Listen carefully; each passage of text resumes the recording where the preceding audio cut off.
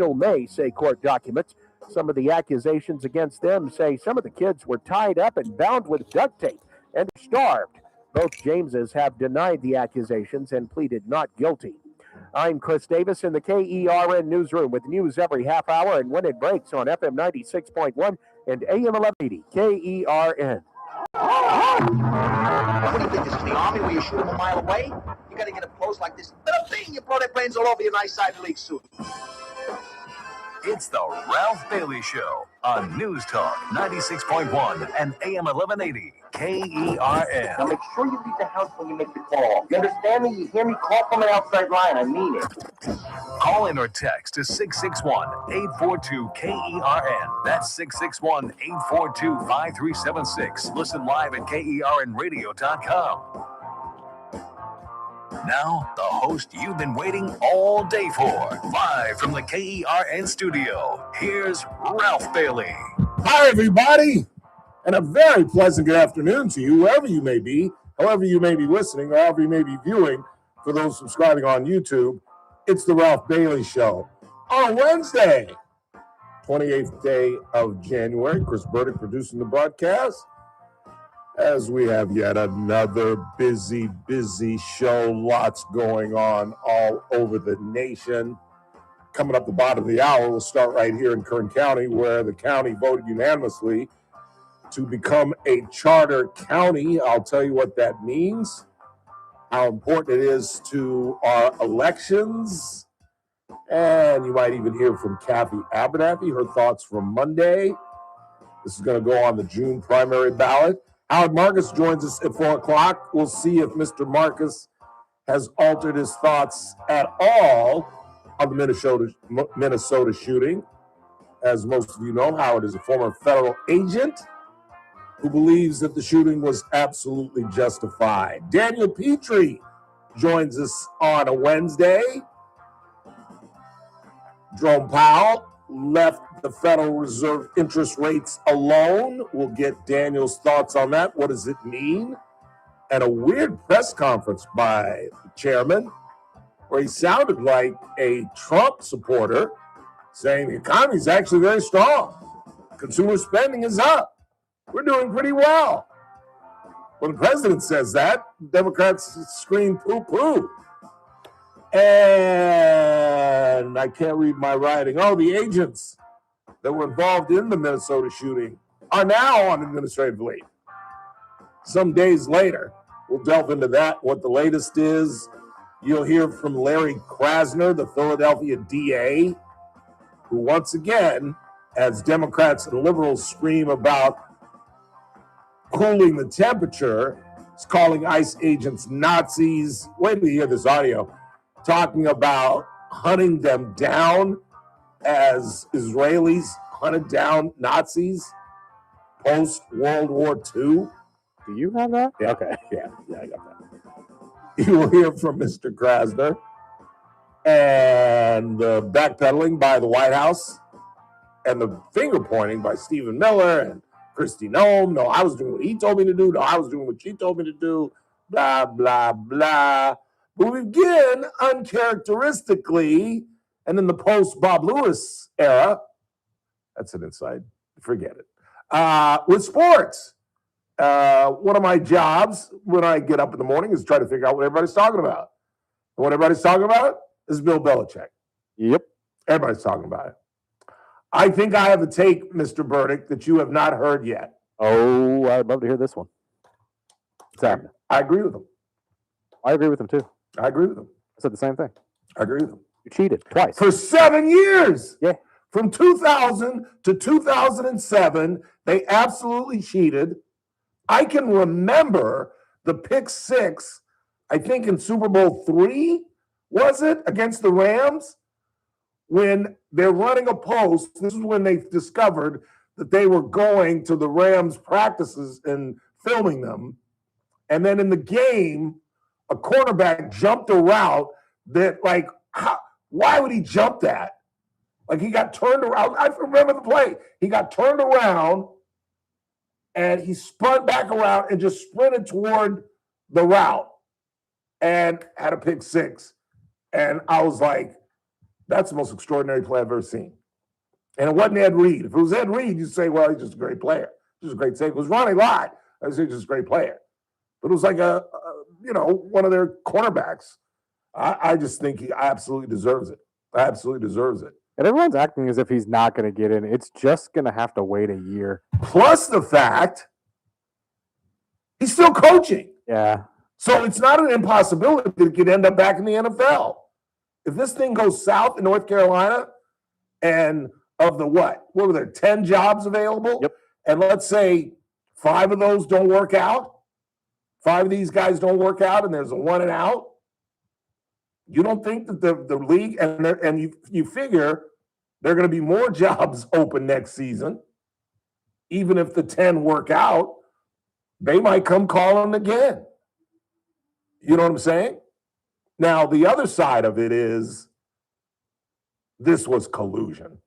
This was absolute collusion. That's what the Entertainment Sports Programming Network is reporting, that Bill Polian, who headed the Indianapolis Colts, who probably would have won 4 or 5 Super Bowls had it not been for Bill Belichick, went into that room of 50 voters, which is comprised of sports writers and former players and NFL executives, is a hodgepodge of folk, and went in there and said, at least to 11 folks, you need 40 votes. We got to punish this guy. Here's the reason that I disagree with Ralph Bailey.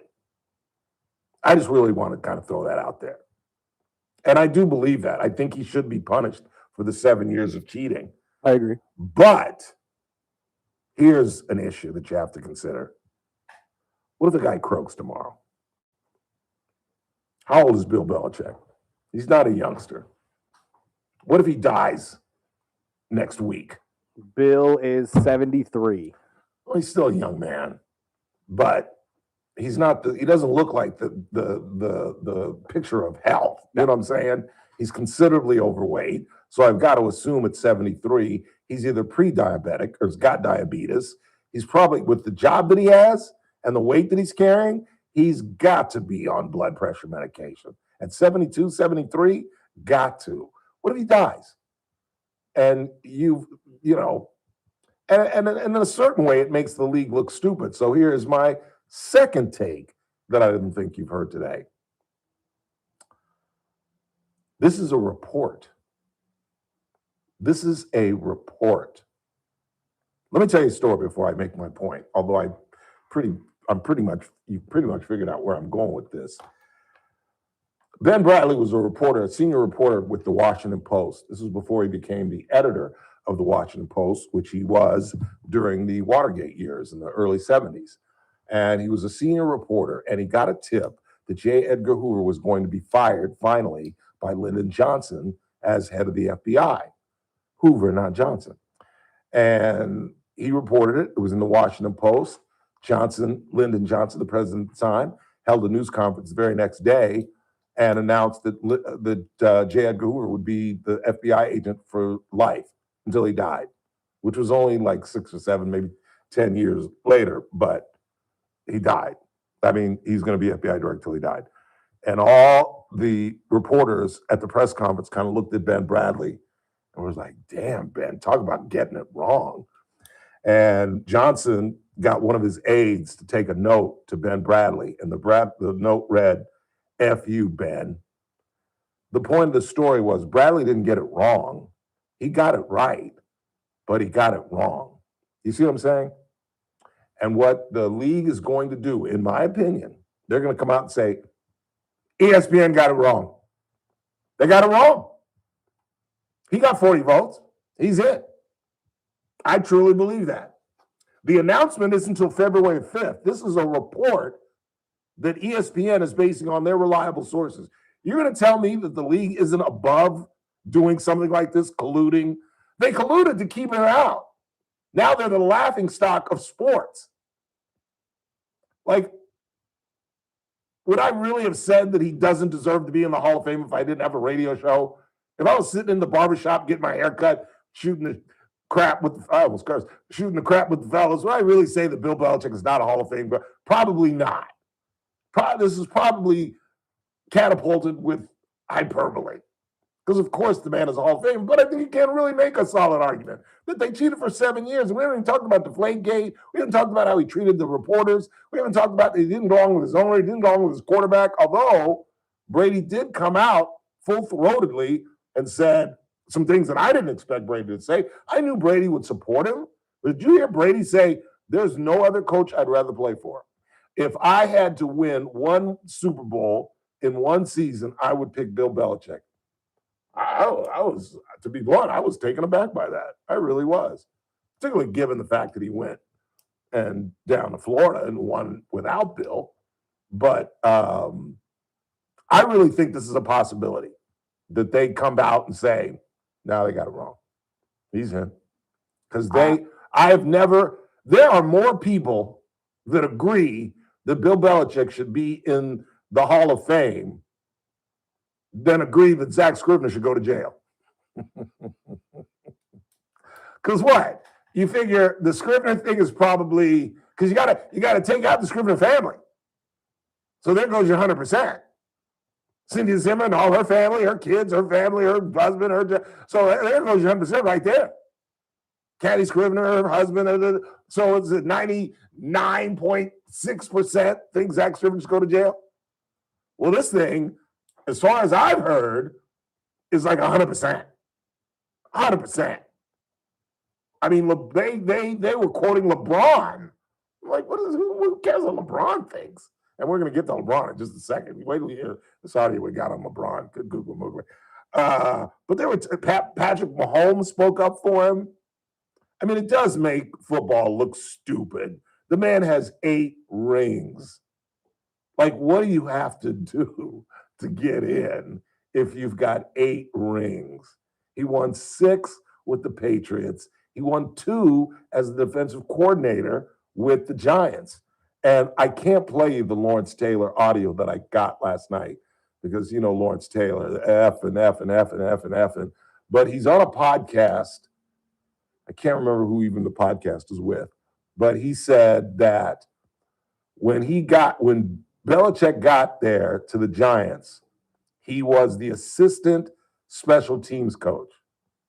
Then the next year, he became the special teams coach. Then Parcells came, and Parcells named him the defensive coordinator. And Taylor said, I went in the Bills' office, and I said, what the F are you? This guy was the special assistant to the special teams coach. What, are you effing crazy? And Parcells looked me in the face, Taylor says, and says, you know the defenses we've been running the last 3 years? That assistant special teams coach designed them all. And Taylor said, once he told me that, I said, go ahead, bro. Do what you got to do. And then he ends it by saying, he's the smartest defensive mind I have ever met. And in my opinion, that's coming from, in my opinion, the greatest defensive player I ever saw. Myles Garrett, Aaron Donald, Reggie White, Dick Butkus, Mike Singletary. Nope. Give me LT every single time. I never saw a guy that could see. You remember that Detroit Lions Thanksgiving Day game where they won 7-6 and the lone touchdown was a goal line interception by LT that he took back 95 yards and they won 7-6 on Thanksgiving Day. And I think he had like 3 sacks and nobody changed the game like LT. Horrible human being. I hope he's straightened out his life. But we'll see if I'm right. Wouldn't that be funny if I'm right? You all will be thinking of me if the league comes out like the week of Super Bowl. I was just about to say, there's a monkey wrench I'm going to have to throw into this for you. What? They already called Bill, and they have audio of them telling him, you're not getting in. Wow, there goes my speculation. Yeah, don't get me wrong. I'm riding the train with you, and it would not be far-fetched for them to do that. Hell, they still might do it. This is They still might. This also isn't the psych. This is the Pro Football Hall of Fame too, though, not the NFL Hall of Fame. They're trying to specify that, even though they're both in Canton, Ohio. I'm pretty sure they're both the same building. They look like idiots. You do. They 100%. look like idiots. And if they don't do that, if they don't deny ESPN's coverage, then what they have to do is come out with the press release and say, look, We think Mr. Bill is a fine coach. We assume that one day he will get into the Hall of Fame, but the facts are the facts. And for 7 years, he was involved in something called Spygate. And if you don't know what it is, Google it. And we felt, just as baseball writers feel that Roger Clemens and Barry Bonds don't deserve to be in, neither does Bill. Not in our first ballot, at least. 100%. And, I think people could be like, okay, I get that. They're going to have to come out with their PR department and say something that, especially with this football kind of lull that we're in as we go into the Super Bowl 60. I really believe that. When we come back, you will hear from LeBron James. That'll make you hate him even more than you do already if you're like me and you can't stand LeBron James. And Serena Williams. We will see her in the Super Bowl yet again. I don't think she'll be doing the crip walk like she did last. Is that the crip walk, Chris? What kind of no? Yes. I can't even see your feet, but I'm going to go with no. That's a pretty good bet. Come on, that's not the crip. No, it has nothing to do with your body. No. But she's selling drugs at this year's Super Bowl. And Savannah asked her an interesting question. And Serena came back with an even more fascinating answer. I'll have that when we come back. Then at the bottom of the hour, we'll talk about becoming a charter county. Howard Marcus at 4 o'clock, Daniel Petrie at 4:30. And is a government shutdown inevitable this Friday? Yes. I'll explain why in the 5. You're listening to The Ralph Bailey Show on News Talk 96.1 and AM 1180 KERN. We're streaming live at KernRadio.com. News Talk 96.1 and AM 1180 KERN. Thursday edition, Clay Travis, Buck Sexton Show will continue to follow along with the chaos in Minneapolis. And the brutal weather conditions continue to extract a toll on many different parts of the country. We'll update you on that and more. You will make sure that you don't want to miss hanging out with us. Clay and Buck, come hang. Live 9 to noon. News Talk 96.1 and AM 1180 KERN. Hey folks, Scott Cox here for Sanguera Subaru. I can't believe it's 2026, but here we are, and I say it's time to relax after all the holiday hustle and bustle. But obviously, there's a but coming. There always is. But for my buddies over at Sanguera, they are ramping up for 2026 with some incredible lease offers on new Subarus. Like a new 2025 Crosstrek Premium CVT. Now through February 2nd, you can lease one for just $149 a month. That's right, a 2025 Crosstrek for just $149 a month for 36 months with $5,100 due at signing. And of course, every Subaru comes standard with symmetrical all-wheel drive, get you where you're going every time. This offer does end on February 2nd, so stop by and see Damon and Hassan and the whole gang. Pick out your Crosstrek and drive home in a brand new Subaru in 2026. Sanguera Subaru, paving the way for a better community. 5500 Gasoline Alley Drive in the Bakersfield Auto Mall. Through February 2nd, 2026, lease a 2025 Crosstrek Premium CVT model code SRB-14 for $149 a month on a 36-month lease. $5,100 due at lease signing plus tax and license. Zero security deposit, 10,000 mile per year limit, 15 cents per mile overage. MSRP $32,688. The number SH325603. Financing for well-qualified buyers only. Subject to credit approval. Offer ends 2/2/26. You know, Michael, one of the things people don't understand sometimes is all the work that goes into making these awesome commercials. You know, you and I are out here, we get to do all the fun stuff, talking it up, having a good time. There's a guy that sits over here behind his computer, Rocky. Now, this guy, there's a true talent. We're just a couple of knuckleheads with some voices. This guy really makes us sound good. Truer words have never been spoken. I've known Rock for a lot of years, and he is like Mozart with that computer. He makes everyone sound better. So with that being said, one of the ways you get so excited about Salty's Barbecue is because of the great work that Rocky does when he puts together these awesome spots. I'm going to let my good buddy Rocky just say a quick hello and a big thank you to him. So Rocky, here you go. Thank you, gentlemen. I truly appreciate those kind words, and it is an absolute honor to be able to knock these commercials out for you guys. And yes, they are not exaggerating, because these guys are a handful, to say the least. You can find us at 9425 Rosedale Highway or 6801 White Lane. Or if you want, you can go to saltysbbq.com and order online. Salty's Barbecue and Catering. California Grill, Texas approved. Oh, it's good. We all hear the radio ads about the IRS. They tell you to be afraid, to be scared, and they try to frighten you into calling. I'm not here to do that. Tax Relief Advocates is different. TRA is here to tell you that if you owe money to the IRS, whether it's $5,000, $50,000, or $500,000, we have a solution. It doesn't matter if you're sitting in your car, at work, or with your kids. No matter where you are, call now. 800-498-6548. Don't lose hope. TRA can eliminate or reduce what you owe to the IRS. Generous programs are now available that can give you a fresh start. Our passion is taxes and helping individuals fix their IRS problems. We have over 1,000 five-star reviews on Google and an A+ with the Better Business Bureau. You don't need to be afraid of the IRS any longer. End your tax nightmare today by visiting us online at TRA.com or call 800-498-6548. That's 800-498-6548. Tax Relief Advocates. Real solutions for real people. You're listening to The Ralph Bailey Show. Catch me weekday morning 6 to 9 a.m. on First Look with Scott Cox, News Talk 96.1 and AM 1180 KERN.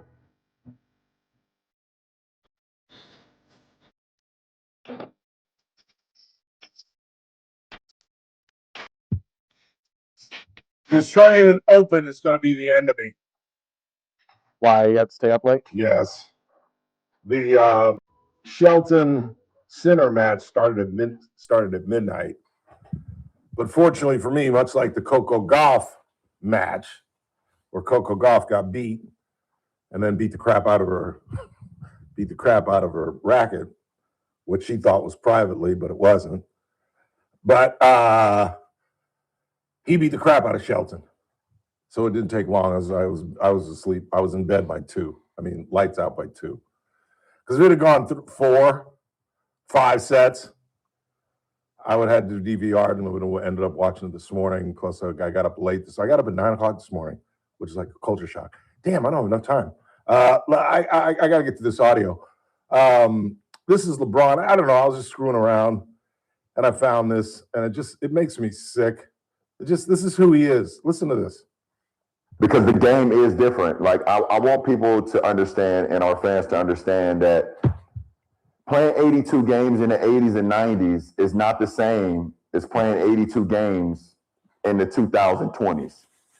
It's just not. The way we play, the level of pace, the level of the speed that we're playing at, it's a different game now. I apologize. I thought the bite was longer, so I took a bite. I apologize. Is he really trying to convince me and the rest of some of us who were alive in the 80s that the pace that he plays at with either Cleveland or Miami or Cleveland or the Lakers is any more up-tempo than the Showtime Lakers?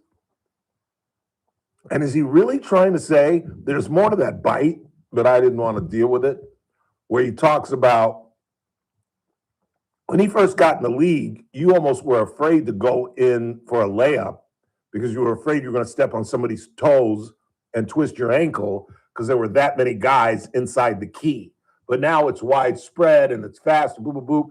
The league was so much more physical and so much more difficult on the body than it is now. Have you gone crazy? And if you don't understand what he's talking about and why he's saying what he's saying, there is a new era in basketball where players are now resting, and guys like LeBron, who are lazy, I don't know what it is, just don't have a desire to play, aren't playing like back-to-back nights, when you're on the road and you're playing Boston Thursday and then you got to be in Philly Friday. And, you shower, you got a 7:30 game.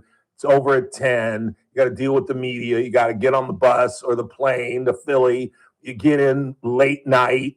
You got to shoot around at 10 and you play again 7:30 that night. Well, guys like, who's the guy for the Clippers? Kawhi Leonard. Kawhi Leonard and LeBron and these guys are just not playing. And they, for whatever reason, don't seem to understand I call it the Joe DiMaggio. Mickey Mantle was coming up with the Yankees, and he asked Joe, it was the middle of the season, they're like in Cleveland, they're up 7.5 games, they're definitely going to win the pennant. This is back when you won the pennant, you went to the World Series. That's why you can't compare eras. You won the pennant, you went to the World Series. And so Mantle asked Joe DiMaggio, Joe, it's the 85th game in a 162-game season, or 156 back then. Why are you hustling in a doubleheader in Cleveland? And DiMaggio said, because there might be a kid that paid his hard-earned money to see me play today, and it may be the only time he ever sees me, and I don't want him seeing me slough off or half-ass it. These guys don't even want to show up when you pay your $120 to come see him. Quick timeout, more TRBS. Don't go anywhere.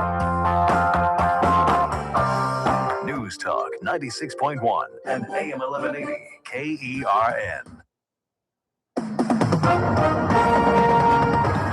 With SRN News, I'm Keith Peters in Washington. The Federal Reserve pushed the pause button on its interest rate cuts Wednesday, leaving its key rate unchanged at about 3.6% after lowering it 3 times last year.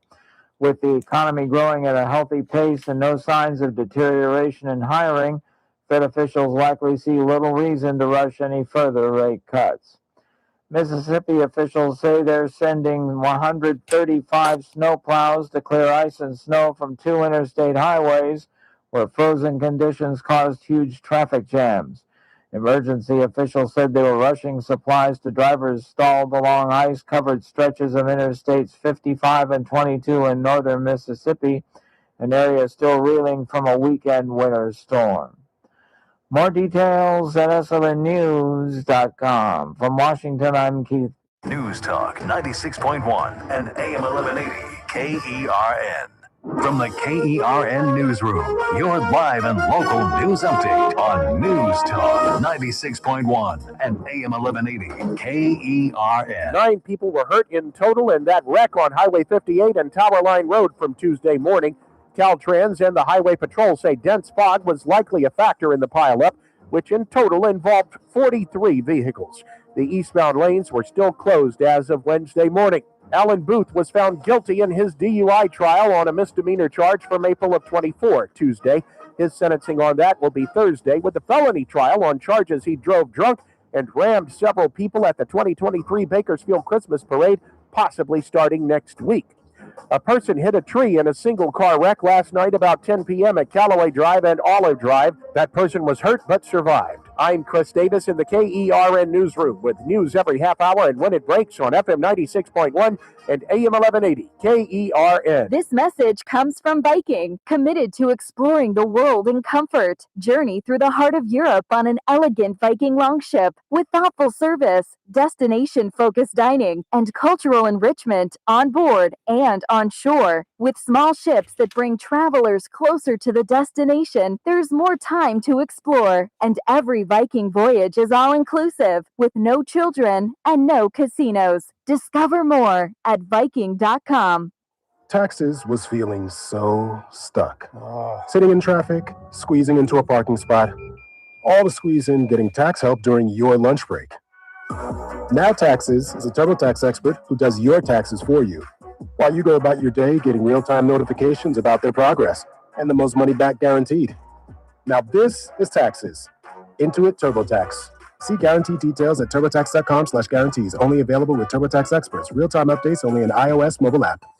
On the next Armstrong and Getty show, one of the most brilliant writers of our time has explained why the Democrats have lost men and how utterly obscene their attitude is. And the hilarious way Gavin Newsom handles hard questions. Is this working? It's become pretty clear the way he's going to handle this, and once you see it, you'll never be able to not see it. We'll have that the next Armstrong and Getty show. Weekdays noon to 2 on News Talk 96.1 and AM 1180 KERN. I'm JR Flores. Catch my show, The JR Show, weekdays at 2 p.m. Now, back to The Ralph Bailey Show on News Talk 96.1 and AM 1180 KERN.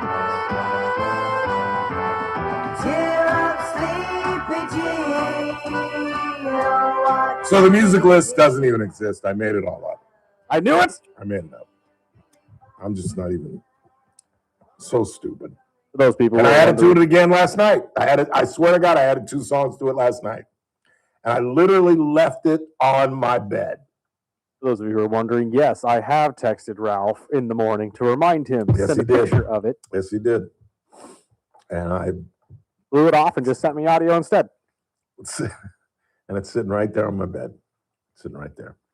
Hey, by the way, you want to see a wardrobe change for the kid? Did you notice any wardrobe change in me today?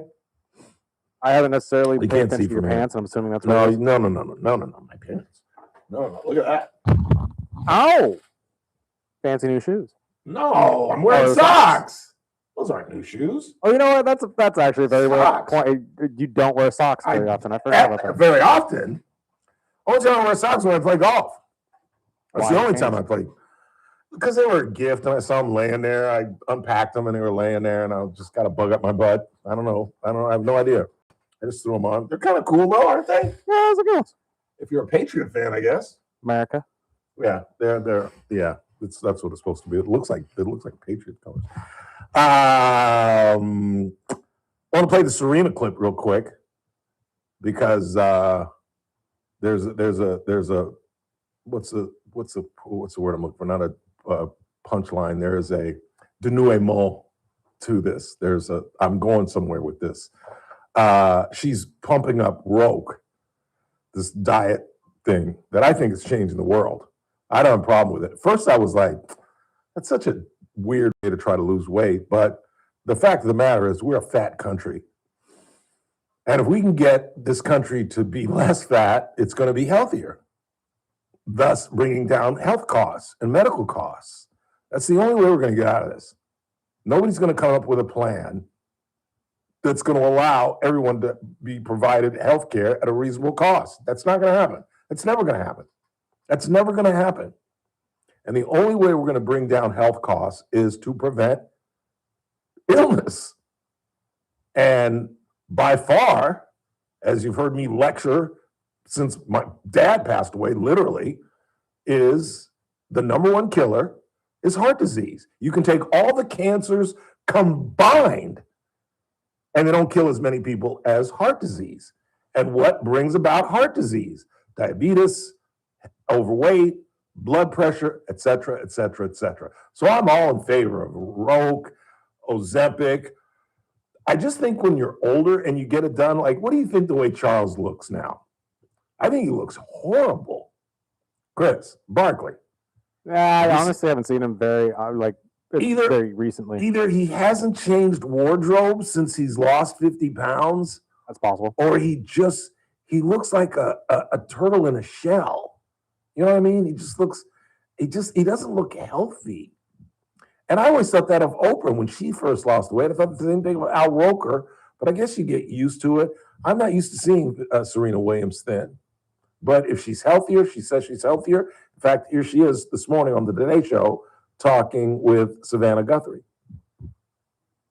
You have so many achievements, but now you have a new one. You've got a Super Bowl something cooking up. Tell me about that. Yeah, so we just did this really cool Super Bowl ad with Ro. You know, as you know, I'm on GLP-1s through Ro. Yeah. And it was really exciting. You know, I thought it was really important to continue to talk about my journey. Yeah. And not only just about weight loss, but about all the other health benefits that I'm feeling and having. And, you know, so I'm really excited about it. And no greater platform as an athlete to launch something new with Ro. So I'm excited. Yeah. Is that all? Is there another one? For Ro, no, but talking about her weight loss. Yeah. This is where she talks about some of the benefits of losing weight. For me, I just did some testing on my numbers, and my numbers came back that my cholesterol levels have been lowered by 30%. And this is off numbers that I actually, when I was a professional athlete and winning Grand Slam. So it's kind of crazy. And so, like, for me, it was like everything I tried just didn't really work. Yeah. And so, like, especially after I became a mom, it became really difficult for me to reach my goals and things that I wanted to do. And I always say, oh my goodness, I wish this was available, you know, when I was on tour, because it really would have been able to help me a lot. A professional athlete, arguably the greatest tennis player in the world, couldn't lose the weight. And now she's on this thing. She's lost the weight. Her cholesterol's down. She's too young to be worried about blood pressure at this point. And I doubt as an athlete that she's diabetic, but she's a healthier woman. And if we can do that, I'm all in favor of it. Now you say, really, Ralph, you went all that way just to tell us that? Couldn't you just tell us that? You know, to use a Serena Williams. No. Here's the denouement I alluded to. Here's the crux of this interview. At the very end, Guthrie buries the lead and says, our research staff noticed that you have now re-signed up for dope testing. Does that mean you're considering playing? And I should play the audio I should have played the audio for you, because I can't even describe how she avoided this question. She was like, so Savannah says, so you re-signed up to be drug tested, is that right? Does that mean you're thinking about playing? And she goes, did I really? And then the crew starts laughing, and Savannah asks her again, and she says, oh, the crew's laughing. They're throwing me off. Stop laughing. Come on, Serena, yes or no? I don't even want to talk about this. And Savannah's like, so that's not a no then, that's a maybe. And she says, it's not a no, it's not a yes. And Savannah's like, well, then that's a maybe. I truly believe that she's been watching her older sister play. Granted, Venus got bounced in the first round, but she's competitive. She was competitive. I think she won a set. She lost in 3 sets at 46. And I don't think Serena's in her early 40s. I just don't know why she would even contemplate it because I don't think she'd do that well. I think these young kids would run her off the court. I really do.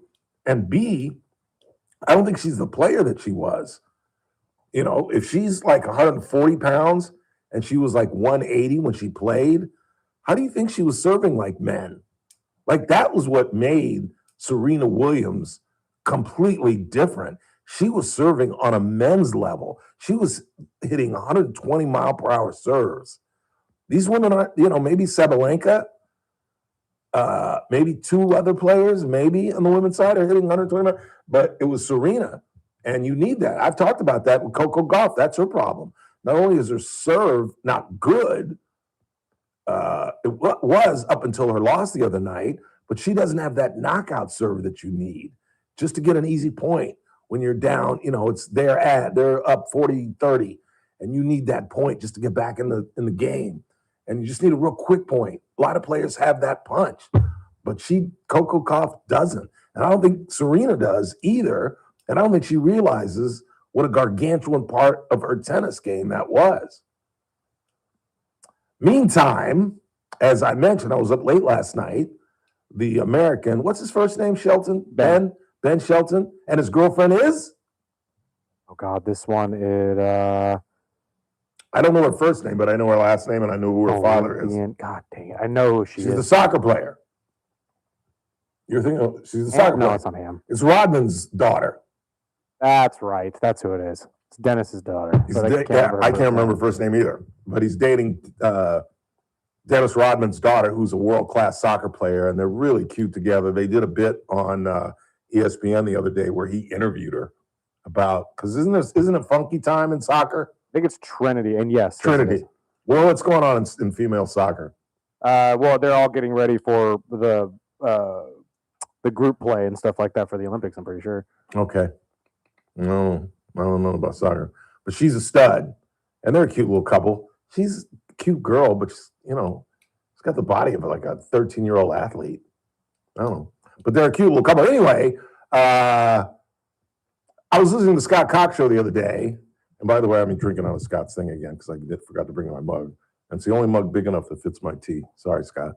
But I actually heard Scott say something cogent and intelligent. He's, and we might, should we use Cox as our tennis aficionado? I mean, he's forgotten more about tennis than anybody in this facility knows. And he said, on the men's side, there are no upsets. There are no upsets. It's going to be Alcaraz and Sinner. And he's absolutely right. It's down to 4 guys. I don't even know. Sinner plays. I don't even know who they play. Tell us who they play. Sinner plays somebody. Alcaraz plays. It doesn't matter. Because it's going to be Sinner and Alcaraz. But on the women's side, they've got Djokovic. Oh, that's right. Oh, I forgot to tell you about that. Did you see that? That led into the Sinner match at midnight.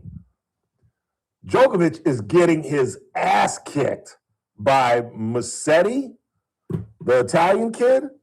Please stand by. Getting his ass kicked. He's down 2-0 on this kid, the Italian kid. Please stand by. And hang on. What's his name? Don't go anywhere. Musetti. Yeah, it is Musetti from Italy. Kicking his ass. And he starts to slow up. And you don't know, you're like, God, is he tired? And Djokovic goes up 3-1 in the third set. But he was up until that point just getting his ass kicked. And the kid has to quit. He's injured. And I don't know, man. I know this is stupid to say because I used to be an athlete, and you never know just by looking at somebody how badly they're injured. You don't know what the pain's like. But dude walked off the tennis court. You know what I'm saying? And I'm just thinking, man, if I'm vying to get into the semifinals, you'd have to drag my ass off that court. As long as I can run, I'm going to play. And he kept, in the press conference, he said the pain was so bad and the pain was so bad. Take a shot. Take a pill.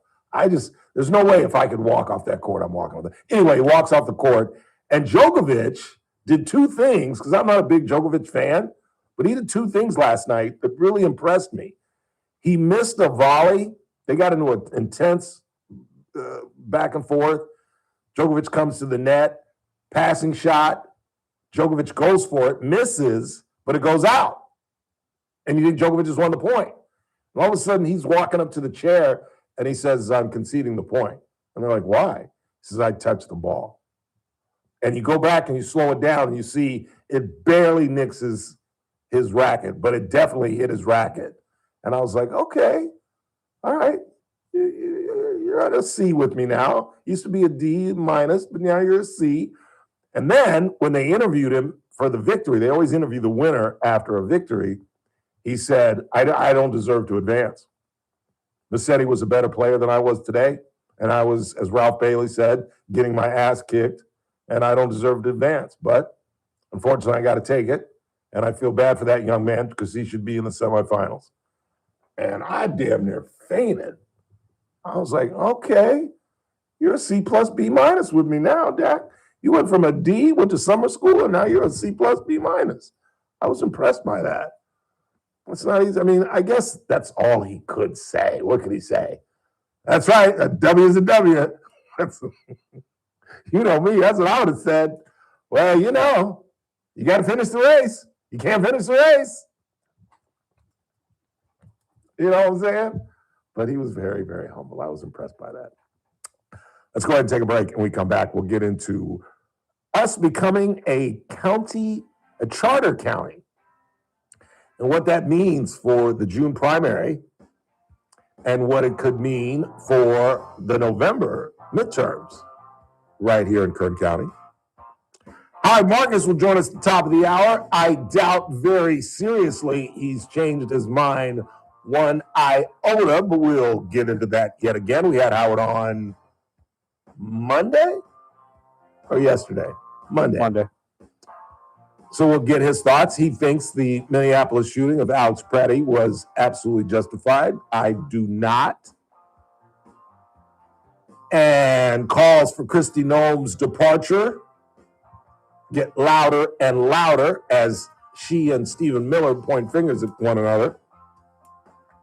And a government shutdown in about 48 hours seems imminent. And this time, there's no confusing whose fault it is. I'll tell you a little bit later in the broadcast. You're listening to The Ralph Bailey Show on News Talk 96.1 and AM 1180 KERN. We're streaming live at kernradio.com. News Talk 96.1 and Casey. And The JR Show, weekdays at 2 p.m. I am starving. $7.5 million to do 2 blocks, and Andre's vision is to go 4 more blocks to the west and another block to the east, and you multiply that by 3, and you're getting $20 million in improvements down 6 blocks where, I don't know, another certain city councilman and his boys just happen to own 5 different properties. Weekdays at 2 p.m. News Talk 96.1 and AM 1180 KERN. Looking forward to the weekend as the temperatures rise in the 60s. Going to stick it in the ground either Saturday or Sunday or both. And taking a friend to KC Steakhouse for the first time. I really enjoy taking people to KC Steakhouse for the first time. It blows my mind that there are people that have lived here for more than a year that have never been to KC Steakhouse. I mean, you guys are the ones that voted them the finest steakhouse in Kern County in the Bakersfield, California poll, and you also gave them best ambiance as well. They won 2 awards in the most recent Bakersfield poll. And, of course, don't forget about the Stockyard next door, the Speakeasy Like Bar. They're providing live music Thursday, Friday, and Saturday nights. Lottie is in there with her acoustic guitar. And Jimmy and Bobby are back together in the main restaurant providing live music Tuesday through Saturday.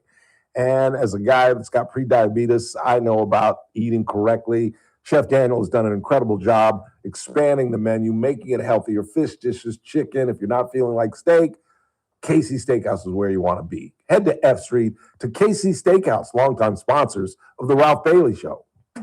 Carpet Outlet Plus. Every day is sale day. No one can beat us, no one can touch us. You won't find better prices. Shop and compare, we don't care.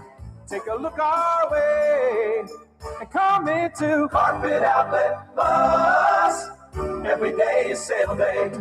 Carpet Outlet Plus is celebrating 30 years in business by offering you no interest financing for 12 months. Head over to carpetoutletplus.com to apply now. You can get new waterproof flooring and comfy carpet in the bedrooms, all from one trusted place. Over 70,000 customers can't be wrong. It's probably been time to change your floors for a while, so call, click, or stop by today. Carpet Outlet Plus, 3.5 blocks west of 99 on Rosedale Highway. Carpet Outlet Plus.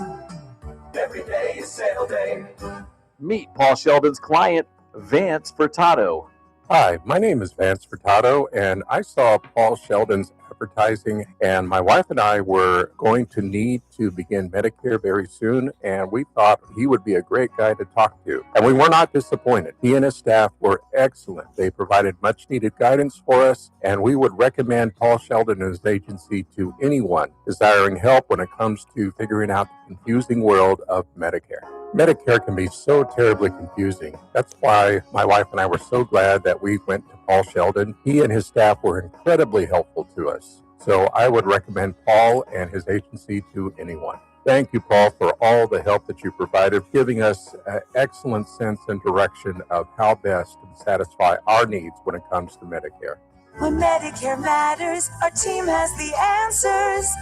Team Paul Sheldon. 398-2298. The Armstrong and Getty Show, weekdays noon to 2 on News Talk 96.1 and AM 1180 KERN. Now, back to the Ralph Bailey Show. Okay, so you're heartbroken. The Current Radio Studios, powered by Adaptive Networks. Join American General Media on relying on Adaptive Networks for your IT service. Call them today at 241-0638, 241-0638, or online at adaptive-net.com. And a week from today, owners Jennifer and Ryan Van Alstyne join us yet again. In the meantime, somebody, by the way, in the chat room asked, had I talked about Shedeur Sanders going to the Pro Bowl? And I was like, no, because the Pro Bowl is a joke. All the All-Star games, save maybe baseball, are a joke. And the only reason, it wasn't a quality thing. Shedeur didn't get in because they suddenly felt that he's a good quarterback. Nobody else can go. Mahomes can't go. Bo Nix can't go. Trevor Lawrence. Is he injured? Nope. Is he going? Nope. You sure? They didn't pick him 100%. up. They didn't pick him over Trevor Lawrence. Yes, they did. No, Lawrence must have said, I ain't going. Look it up. No, he must have said, I got a toe jam. Something. My mama's birthday is that day. Something. Because if they did, then you got a point. That is ridiculous. All of this is a marketing ploy to sell more jerseys. I got to hear from Trevor Lawrence that he's going, but he was eligible, but they didn't pick him. They picked Shedeur instead. That don't make no sense. Third in the MVP voting, he's not in the Pro Bowl. Even though I believe he's going to be the franchise quarterback for the Cleveland Browns eventually. I really do. The county voted unanimously to become a charter county. We join 14 other counties, Alameda, Butte. Some of these counties I never even heard of. Some of these counties, you could have asked me what state they're in. I would not have said California. Alameda, Butte, El Dorado, Fresno, Los Angeles, Orange, Placer, Sacramento, Santa Barbara, San Diego, San Francisco, San Mateo, Santa Clara, Shasta, and Tehama, Tehama. Never heard of Billy Bear. Never heard of Billy Bear. Did you get that illusion, 31-year-old Chris Burdick? That would be the 24 or 48 hours. Thank you, Jesus. Thank you, Jesus. He didn't get Mary Tyler Moore the other day, and I damn near fainted. Don't you hate young people? Doesn't even remember a 70s classic like Mary Tyler Moore. Right, a show that came out 20 years before I was born. Hey, World War II was 20 years before I was born. I can tell you all about it. tell you all about it. 41 to 45. Tell you all about it. This is big, though, us becoming a charter county. So vote for it. It's going to be on the June primary. And like I said, it was a unanimous vote. And here is Kathy Abernathy explaining what some of this means. A lot of the main counties, Fresno, LA, San Diego, Orange, they're not, we are a general law county. They are charter counties, which gives you a little bit more self-power. Yes, and that's what caught my attention. Yeah. That it would end Newsom or whoever the governor's ability to appoint board of supervisor members. And I was like, well, I'm for it. I don't know anything else about it, but now I'm down. Well, and especially this year, and is because he'd be finishing his term, and then he'd get to appoint a supervisor. Who When David Couch leaves, Yeah. because we're assuming Couch David is Couch running is for going to. assembly Yes. unopposed, which concerns me in terms of the fact that it left a seat open. But perhaps if this passes, then there'll be a choice of the voters or the supervisors. At least they're local. I think LA, San Diego, being a board of supervisor there is bigger than being a legislator. Yeah, it is. You got a lot of power. They don't like the idea that a governor could appoint somebody on the other 4 seats. Neither do we. And it is timely because David Couch is going to win that seat, and there is going to be a vacant spot on the supervisors board. And if it were up to Newsom, let's be honest, this isn't a racial thing. This is just me telling you a fact. It would be a liberal Latino. Anybody disagree with that? I don't think he could, with our population, I don't think Newsom would select a white person or an African American for that matter. I think you'd almost be forced to. In fact, I'll go even further. I would say it would be a Latino woman that he would appoint. And ain't nothing wrong with Latino women. I'm very fond of Latino women. As a matter of fact, my 3 girlfriends away was a Latino, little Monica, who threw me out in the middle of the night. I think about that night often. Because like I said, and I've told this, I think I was just talking about this a couple weeks ago. I was basically living with Monica. And she threw me out in the middle of the night. And I'm sitting on her porch waiting for an Uber with my golf clubs and my everything I owned that was at her house. And I'm just sitting there like a dummy. And here's the most indignant thing she did, Chris. So I'm sitting out there waiting. I think it was a cab because I was waiting like 20, 30 minutes. Yeah, I was going to say. Nobody waits for, and this was. Depending how long ago this was, too. It was, I was dating Lori when I worked here, and we're going on 14 years in March. So it was at least 15, 16 years ago. So yeah, it was a cab I was waiting on. And so I'm out there for about 5 or 10 minutes. And what do you think she did? The ultimate indignation. She shut the blinds on you. She turned the porch light off. The horse light off? Yeah. Atta girl. Turned the problem, sitting there like just fuming. Golf clubs, just everything I own. And all of a sudden, I'm like, mother. And I was going to bang on the door, and I was like, do not go to jail tonight, Ralph. No, let's not play that game. Let's don't play that game. Because you bang on that door, that girl is going to pick up the phone and dial all that 3 stuff digits. you're standing there with, you'll never see it again. 3 digits she's going to dial. There is an African-American, a freckle-faced African-American, a poorly dressed, overweight freckle-faced African-American on my porch, and I don't feel safe. I'm at 1313 Mockingbird Lane. He's 5'11", about 245 pounds. He's kind of cute. He's losing it, though. About 10, 15 years, he'll be an ugly mug. But he's on my porch, and I don't feel safe. And away I go. And what happens the next day, Mr. Burdick? Talk show host Ralph Bailey was jailed in a domestic dispute on the south side. Well, it's a good thing that we're a charter county. We head into the 4 o'clock hour. Howard Marcus joins us next.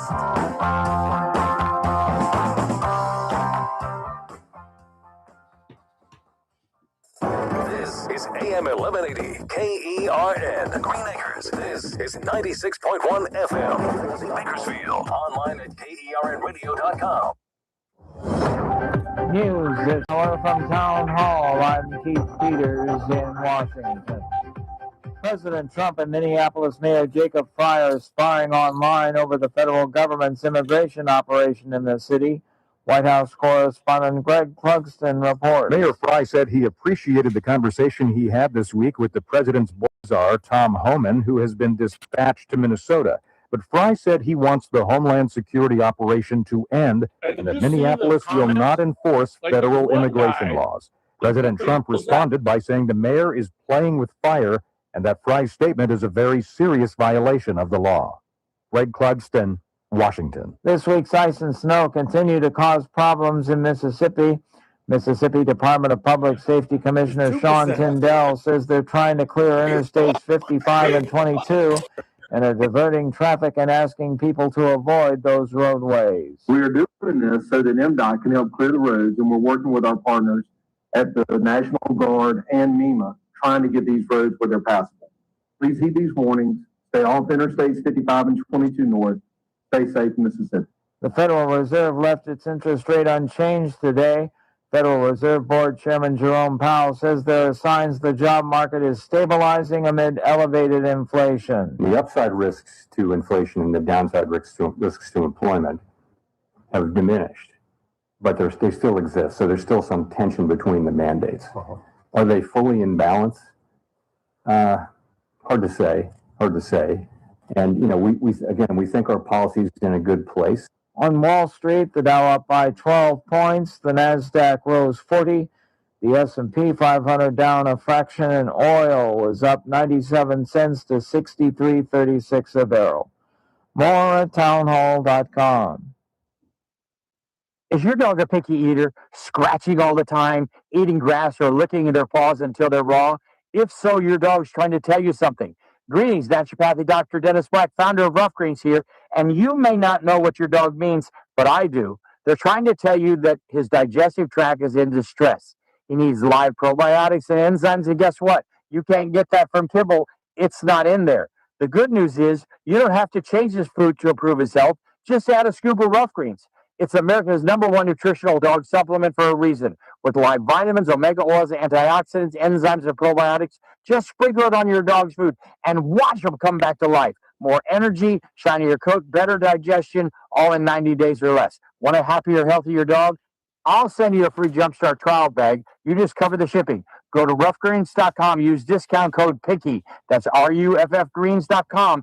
Discount code PICKY. Rough Greens. So good, your dog will ask for it by name. From the KERN Newsroom, your live and local news update on News Talk 96.1 and AM 1180 KERN. It was more than they originally thought. I'm Chris Davis.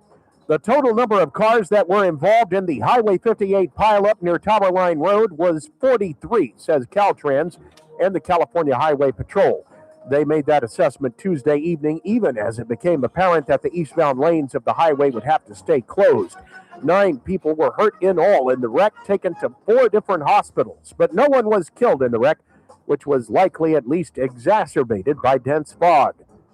And it's emergencies that the Kern County Grand Jury talked about in a new report that says not all cities in the county are as ready as they should be with their disaster plans. The report says cities need to get it together and have new plans ready by June 1st. It also says that some gaps in the Ready Kern emergency alert system could cause some delays in evacuation situations. Alan Booth is guilty, says the jury in his misdemeanor drunk driving trial. That ended Tuesday with Booth being convicted in an incident from April of 24, and sentencing for that is coming up tomorrow. Now, the felony trial could begin as early as next week for the incident in which Booth is accused of driving with a .25 blood alcohol level and ramming several people at the 2023 Bakersfield Christmas Parade. You may remember the case of Matthew and Brittany James of North Edwards, accused of abusing their adopted children. Their trial has been delayed until May, say court documents. Some of the accusations against them say some of the kids were tied up and bound with duct tape and were starved. Both Jameses have denied the accusations and pleaded not guilty. I'm Chris Davis in the KERN newsroom with news every half hour and when it breaks on FM 96.1 and AM 1180 KERN. What do you think, this is the Army where you shoot them a mile away? You gotta get up close like this. Bing! You blow their brains all over your nice Ivy League suit. It's the Ralph Bailey Show on News Talk 96.1 and AM 1180 KERN. Now make sure you leave the house when you make the call. You understand me? You hear me? Call from an outside line. I mean it. Call in or text to 661-842-KERN. That's 661-842-5376. Listen live at KERNradio.com. Now, the host you've been waiting all day for. Live from the KERN studio, here's Ralph Bailey. Hour 2 of the broadcast, excuse me, on this Wednesday, 28th day of January. Isn't that incredible? We're almost to the second month of the year already, which means, of course, the countdown to the 4th annual Honor Flight Open is underway. We tee it up March the 23rd. For the 4th year in a row out at Bakersfield Country Club. That is a Monday.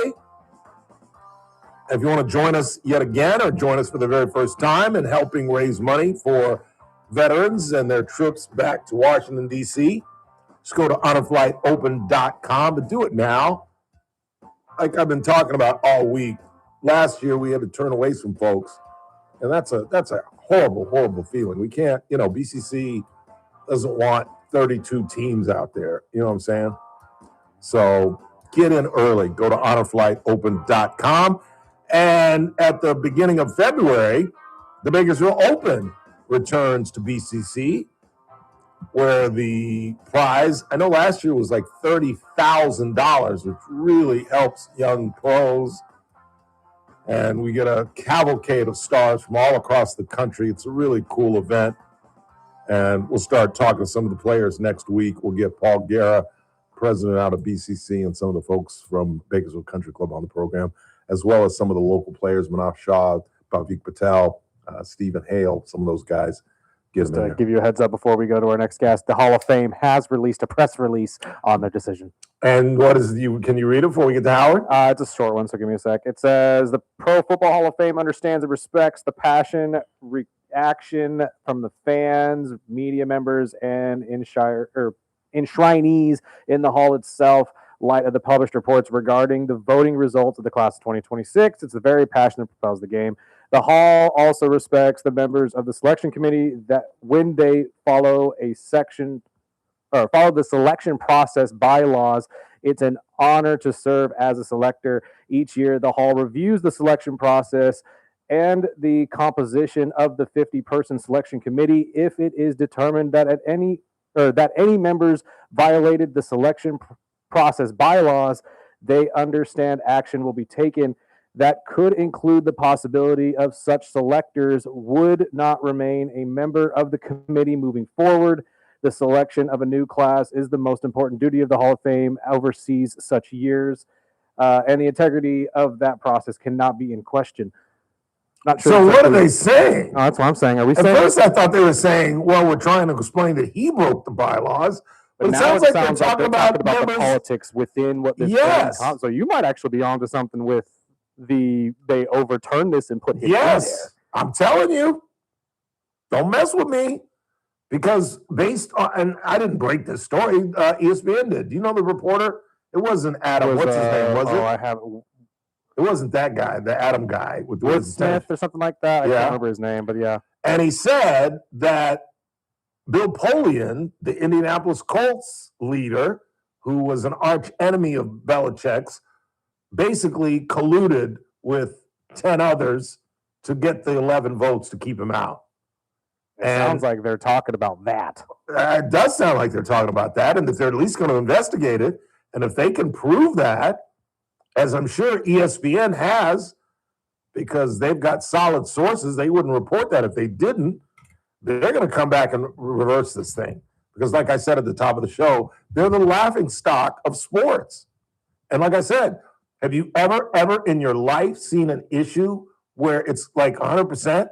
Like I said, there are more people that are convinced that Belichick belongs in the Hall of Fame than there are people in Kern County that believe that Zach Scrivener should go to jail. Because clearly the Scrivener family don't think he should go to jail, so it can't be 100%.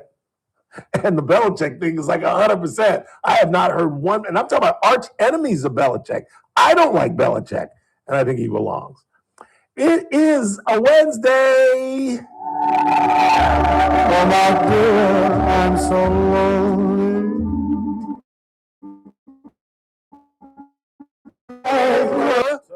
My late Latino ex. Yeah, the one that worked in the voting registrar's office. Yes, back in the day, not any longer. Facebook friends with her. Yeah, are you really? Yeah, just over from the time. Remember we went to the casino together. Oh, that's right. That's right. Eagle Mountain. Yeah, that's right. That's right. We'll mention the incident. Yes, we will. Yes, we will. We tried to, Preston Nash. That's right. I'm sharing the blame. Tried to sneak. I asked Monica to get us a bottle of Jack Daniels. Yep. And I thought she knew, we're going into someplace trying to sneak it in. So that means a pint. Monica bought a liter of Jack Daniels. Yeah. And we tried to sneak it in. And they got cameras everywhere. We know that now. Yeah, and they were like, Yeah, they're going to frog march her out. I'm going, Ralph, do something, Ralph. They were. They weren't going to. Remember, it was a charity thing. They weren't going to throw you out. Exactly. I was about to march her out. Yeah. Yeah, it was horrible. It was horrible. Nice. And believe it or not, that was not close to when she booted me. We did. Oh, I didn't know that. We were very happy. No, that wasn't it. No, she looked on my phone and saw some stuff. She was hot too, by the way. She was, and she looks better now. Good looking and still is, yeah. Yeah, she looks better now. She's put on, well, I shouldn't say that. She'd be offended, but I like it. She's put on a little weight, and she looks great. Yeah, and a very nice lady. Very sweet woman. And her kids, to this day, love me. I wrote a referral for her. The older boy, Ricky, was at the time, it's a couple of years ago, was trying to get into the Marines. No, he's in the Marines, and he was doing, I should be telling the business. But he's doing something sensitive for the Marines, and he had to go through a clearance. Like a letter of recommendation. Yeah. And no, they interviewed me. Wow. Dude, I thought it was going to be like, do you know him? Yeah. Was he a good kid? Yeah. Okay. Thank you. Dude, it was an intense interview, and I was so afraid. I mean, some of the questions were like difficult. I can't even remember what they were, but I just remember stressing out. Like, God, I hope I didn't say anything to sink this kid. They were like deep questions like, do you know about his biological father? Did they spank him? And I'm like, wow, I wasn't that close with the family. I don't know. That's pretty detailed. Oh, dude, there were like 4 or 5 questions where I was like, I didn't know how to answer. And I just that was a gig I almost took. It's called the DOD investigator, Department of Defense investigator. They do the background checks. Yeah. And they do out there, and it's amazing what they do. They go out and actually interview people. In fact, they interview your neighbors. Yeah. You apply for security clearance. They talk to your neighbors, your family, your friends. It's pretty extensive. Yeah, I was sweating it. I really was. Yeah, they ask questions that you would not expect them to ask. Yeah, it was crazy. So no change of mind on Minnesota? Well, actually, I'll tell you what I just watched. Okay. And this was confirmed, I guess, through the BBC. Now, my whole attitude at this point is let's wait for all the dust to settle, the analysis to kick in. Because I just watched the video, which the BBC with face recognition, and he's wearing the same clothes, of the deceased attacking ICE vehicles in the prior week. Oh, yeah, he got into a row. They broke his ribs. He broke his rib. Yeah. Because he resisted arrest. When they come to you, you're not supposed to fight back. You're supposed to go prone. You're supposed to let them handcuff you. As I've always said, the side of the road is not where you litigate your case. Right. So, and there's no other protest. There's nobody singing Kumbaya with placards. These are agitators that are coming on. He was part of that signal group, apparently. That's what they're reporting, where they're basically using, I don't know how to put it, rapid-fire response teams made up of local agitators. That's what he was. Yeah. Did you see the video on Fox this morning where they found a truck, a U-Haul truck, being unloaded with signs and whistles and bullhorns, and I mean it's totally being funded. I pointed out some of the groups that Mark Ruffalo is backing. This I listened to you with yesterday. Well, here's what I think is going to happen and has to happen. There's a law that was passed, was used during the Civil War, and I think it's been used like in World War II. The sedation laws. When you have a conspiracy to overthrow the government, which is what I would consider this at this point, because these are hardcore Marxists, that their actual aim is literally the overthrow of the government. Now, will they achieve this? Well, obviously, I think not. But that doesn't disguise the fact that what you have to do is you have to completely cut off the money flow. You have to go after the people that are funding this. These are paid agitators, and these are hardcore Marxists that are doing this. And what they're going to have to do is they're going to trace the money flow back to who's funding this, including the guy that's living in China, and they're going to have to charge them with sedation and conspiracy and freeze their money accounts. And I think that's coming out. Kash Patel alluded to that, by the way. You heard that. Sedition. That's the only way they're going to stop this. Sedition is the word. Sedition. Conspiracy against the government. I don't have a problem with that. I really don't. Either, because that's what they're doing. I've got some Larry Krasner audio I'm playing later in the broadcast. The Philadelphia DA. Yeah. Who is, in fact, we should play it. Oh, I got it. That interview. Oh, my God. Yeah. No. He's in front of a crowd. He's in front of a crowd. Yeah. And he's saying that these wannabe Nazis, and we're going to hunt you down like the Israelis hunted down the Nazis. Big trials, he said. Yeah. And I'm like, years after the fact, he said. Yeah. What happened to cooling the temperature? Well, nobody's done so. Nobody's done so. He has these phone calls. Trump saying, "Well, I'm talking to Walsh and guys. We're having a guy's conversation," and Walsh goes out and makes the same insane statements he's making. So did Fry, the mayor. Fry. I think you're going to see charges against them. I think that the sedation isn't only if you're a government official, you're not immune from using inflammatory rhetoric and preaching violence against the federal government. That's part of what the Civil War was. That's what they've charged people like Jefferson Davis with. Yeah. You don't get to do this stuff. You don't get to have an absolute vacuum based on your being a politician or your profession or anything. Violence is violence. For years, I've been trying to tell people, stay away from the Third Reich. There's no comparison to the Third Reich. No, not even close. There's nothing. Not a Holocaust survivor. And when these people make these, they call the Israelis Nazis, they call the federal government Nazis. When you have 6 million people shoveled into ovens, or you have people that are literally scooped off the street or executed in the street, what they're doing in Iran, for example, you want to see the real modern day Nazis? You look at the 10,000 dead, minimum 10,000 dead in Iran. I was going to say, I heard the hospitals and shooting wounded patients. Yeah, I heard 25. Yeah, it's the numbers we don't even know at this point. Yeah, crazy. Thousands in prison. You want to see real Nazis? That's what you see. Or more likely, you talk about Nigeria, 100,000 dead, not a pea butter. You want to see the real people that are taking away your rights. The Nigerian Christians. Go out on the street, even as paid protesters, even if commit sedation, the fact you're allowed to do so currently, and go to a new haul truck and pull out all your prearranged signs and bullhorns and stuff. You wouldn't get away with that anywhere else. No, not at all. It's horrible. And this gentleman, unfortunately, was what we used to call a useful idiot. He bought into the rhetoric. He bought into the inflammatory rhetoric. He followed the instructions he was given because that's what happened. They told him when and where to go. He had a history of doing this. He'd already had an altercation. And now I figured out why the parents told him, don't take your gun to the event, because he did so last time. That's when they disarmed him apparently last time. So is that confirmed that he had the gun on him at the first incident? Well, supposedly the thing is that's how he got the rib broke, when they wrestled him to the ground, disarmed him. Now here's the thing: I'm not going to get any concrete statements on that until we have concrete proof, factual statement, something like that. But here's what I want you to think about, and we hadn't really discussed this. If you go to an event, not as a protester, not to bear silent witness, not to photograph or hold a sign, but you go there deliberately to intervene with the federal government, and you bring a firearm with you, who is your intended target? It is not your fellow agitators. It certainly is the illegal alien that they're trying to stop them from arresting. Who does that leave, Ralph?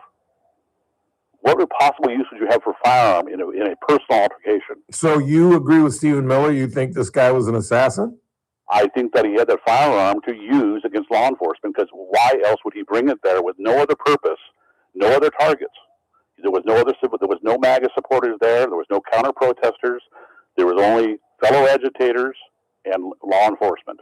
Yeah, but unfortunately, we can't read his mind. Right, and the fact remains, he never reached for the gun. He never brandished the gun. And the reason that the Trump administration is backing off is because of Kristi Noem and Stephen Miller's incompetence. Miller called him an assassin. Kristi Noem said he brandished the weapon. That's just a lie. No, but I think the term, I think there's a fine line, and I think domestic terrorists, when you have somebody going armed, repeatedly encountering law enforcement, committing violent acts, attacking the vehicle, resisting arrest, repeatedly, not a one-time thing, you get carried away or you got a hothead or you saw a woman being thrown to the ground. When you repeatedly go to venues more than once, and you are armed and you are violent, what would you call them, Ralph? We just can't read into his you don't have his to. motivation. The law looks at it as we can't read minds. We never can read minds. We can merely look at intent and results. His intent there was to disrupt the legal process of apprehending a illegal alien, a criminal illegal alien, I will point out. What if we discover that his hospital's in a bad neighborhood, his apartment's in a bad neighborhood, and neighbors say that he carried his gun everywhere he went. He took his gun to Dunkin' Donuts in the morning. He took his gun everywhere he went. Well, when he carried it this day, he went there he wasn't going to Dunkin' Donuts. He wasn't going to work. He specifically went to this event at the direction of the other people that went there to a venue. Remember, this wasn't in a public park.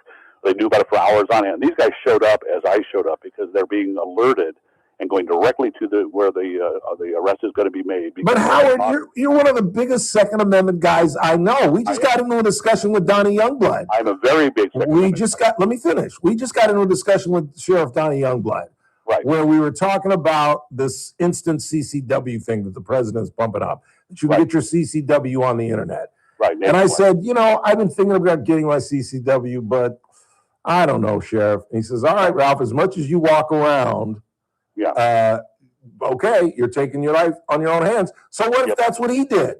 If the sheriff is telling me I should carry my gun with me everywhere I go, how do we not know that this guy lives in not that I live in a bad neighborhood, I got a gated fence and I know you live are. in a pretty good neighborhood, and my office is in a pretty good neighborhood, but what if I worked on Brundage? What if I worked in the ghetto? And I just naturally take my gun everywhere I go? Well, let me answer that. Michigan has training requirements. Some states, as you know, have gone way to the extreme end of gun rights, which is what's called permitless carry or constitutional carry, where you're just allowed to carry. You don't have to go through any paperwork, no background checks. If you're not a felon, you just carry. Nothing whatsoever. Michigan has training requirements.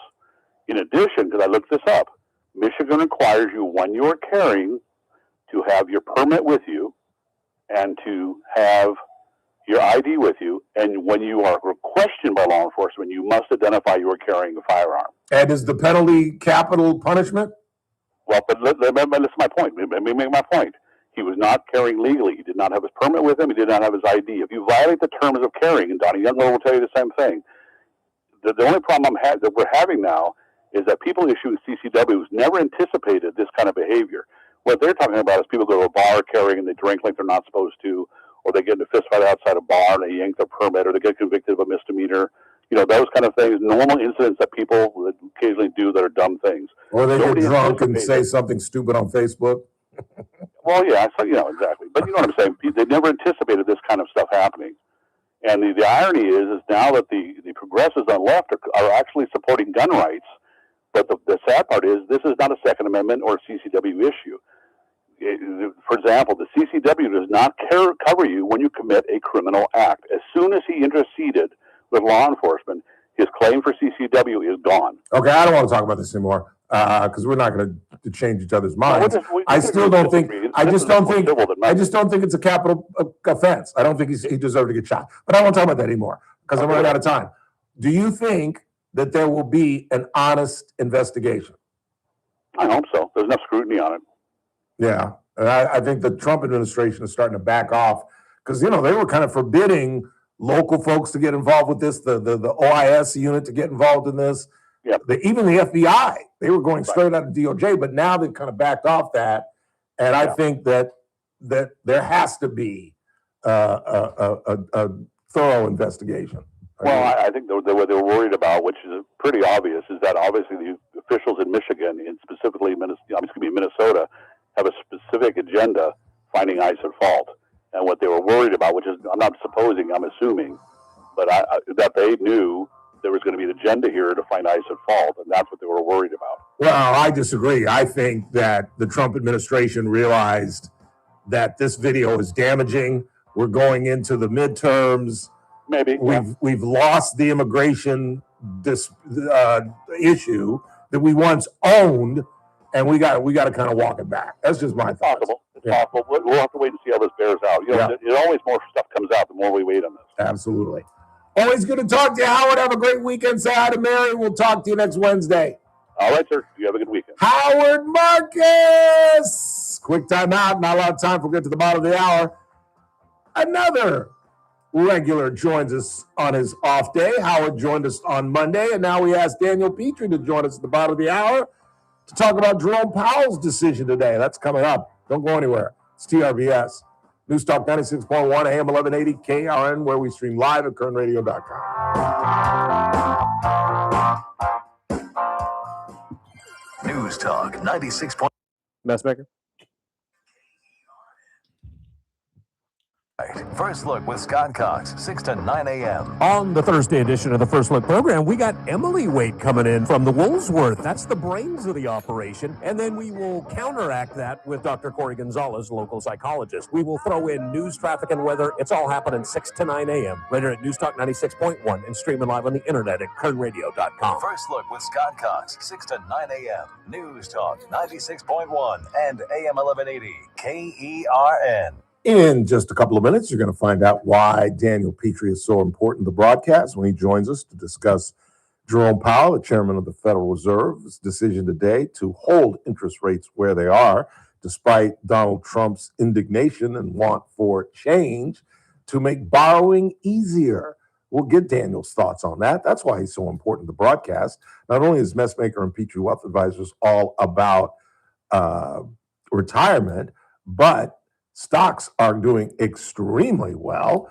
I know a friend of ours, Lisa, our associate producer, is extremely happy. She's a new client. I know I'm extremely happy that a burden that I'm going to be eating top ramen when I'm an old man, a real old man, is over thanks to the folks at Messmaker and Petrie Wealth Advisors. Call Daniel today at 395-9400, 395-9400. His law office is located right on the corner of 21st and Oak. Stay tuned. Daniel Petrie from Messmaker and Petrie Wealth Advisors joins us right after the break. This broadcast is for informational purposes only. Does not constitute a solicitation or offer to buy or sell any security, future option, or other financial instrument, or to offer or provide any investment advisory or other services to any person in any jurisdiction by Daniel Petrie or NPWAE, DBA, Messmaker and Petrie Wealth Advisors. Any views expressed in this broadcast by us are prepared based upon the information available to us at the time, and we are under no obligation to update our views. This message comes from Viking, committed to exploring the world in comfort. Journey through the heart of Europe on an elegant Viking longship with thoughtful service, destination-focused dining, and cultural enrichment on board and on shore. With small ships that bring travelers closer to the destination, there's more time to explore. And every Viking voyage is all-inclusive, with no children and no casinos. Discover more at Viking.com. Welcome back to Winter Hack Radio, the place for clever hacks to survive the season. Icy driveway? Well, try spreading sand or birdseed to help with traction. Snowy puppy paws? Well, grab a whisk, brush it off, done. Catch COVID-19? Well, just get...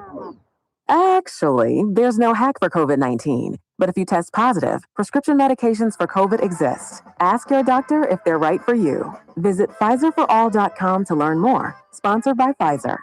The Clay Travis and Buck Sexton Show, live 9 to noon. Now, back to the Ralph Bailey Show on News Talk 96.1 and AM 1180 KERN.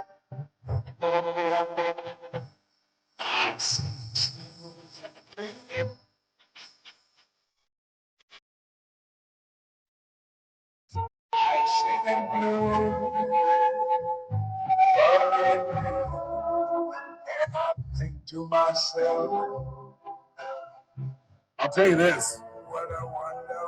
I just saw Rogers Brandon, our boss, leaving. If he's listening, you have a good employee in your program director for Kern Radio. Why is that now? I was wondering if you're going to ask. Because he turns off all the damn lights. Oh, yeah. And so I can't see the damn microwave. It took me 10 minutes to turn on the microwave because he literally turns out all the lights in the hallway where our kitchen Can you area imagine is. the electric bill in this place, man? No. No, got I to cut can't. where we need it. Oh, have you ever driven downtown at night and looked in some of the business offices? Steve Ratty, whose office is right across the street from me, his lights are blaring 7 days a week. It is amazing the electricity we blow.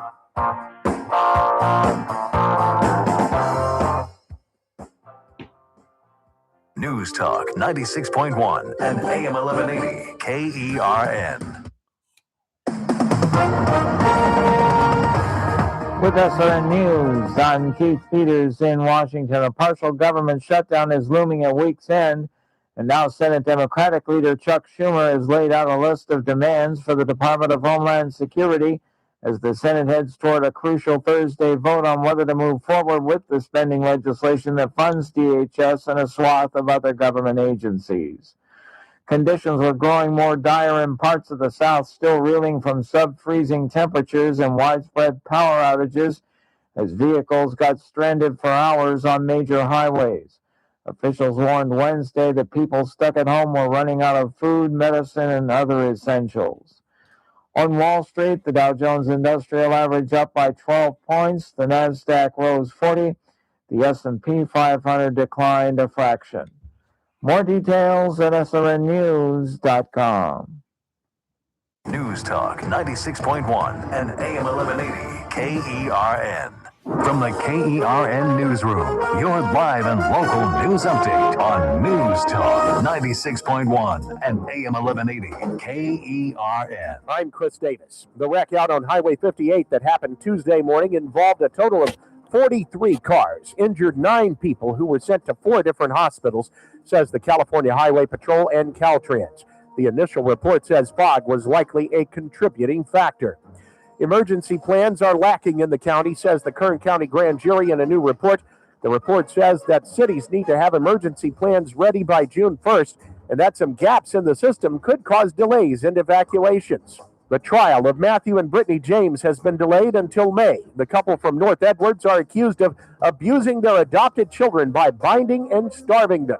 I'm Chris Davis in the KERN Newsroom with news every half hour and when it breaks on FM 96.1 and AM 1180 KERN. Attention, Medicare beneficiaries in Kern County. If you're eligible for Medicare and looking for a doctor who listens and cares about you with minimal wait times and prompt referral authorizations, it's time you learned about QualCare IPA. You know, for years I've been telling you QualCare IPA contracts with most Medicare Advantage health plans and provides you with access to a large network of outstanding doctors and quality hospitals right here in Kern County. Medicare Advantage health plans go beyond original Medicare benefits coverage, and understanding these coverage differences may be confusing. Call us today at 661-554-4544 and let us help you understand your options for 2026. Call today, 661-554-4544. That's 661-554-4544. Get the information you need and the coverage you deserve. For accommodations of persons with special needs and meetings, call 661-554-4544, TTY 711. Thursday edition, Clay Travis, Buck Sexton Show will continue to follow along with the chaos in Minneapolis. And the brutal weather conditions continue to extract a toll on many different parts of the country. We'll update you on that and more. You will make sure that you don't want to miss hanging out with us. Clay and Buck come hang.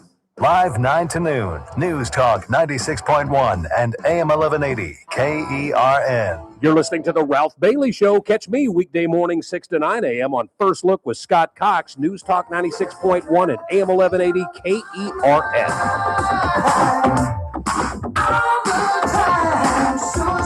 No, it's not Thursday.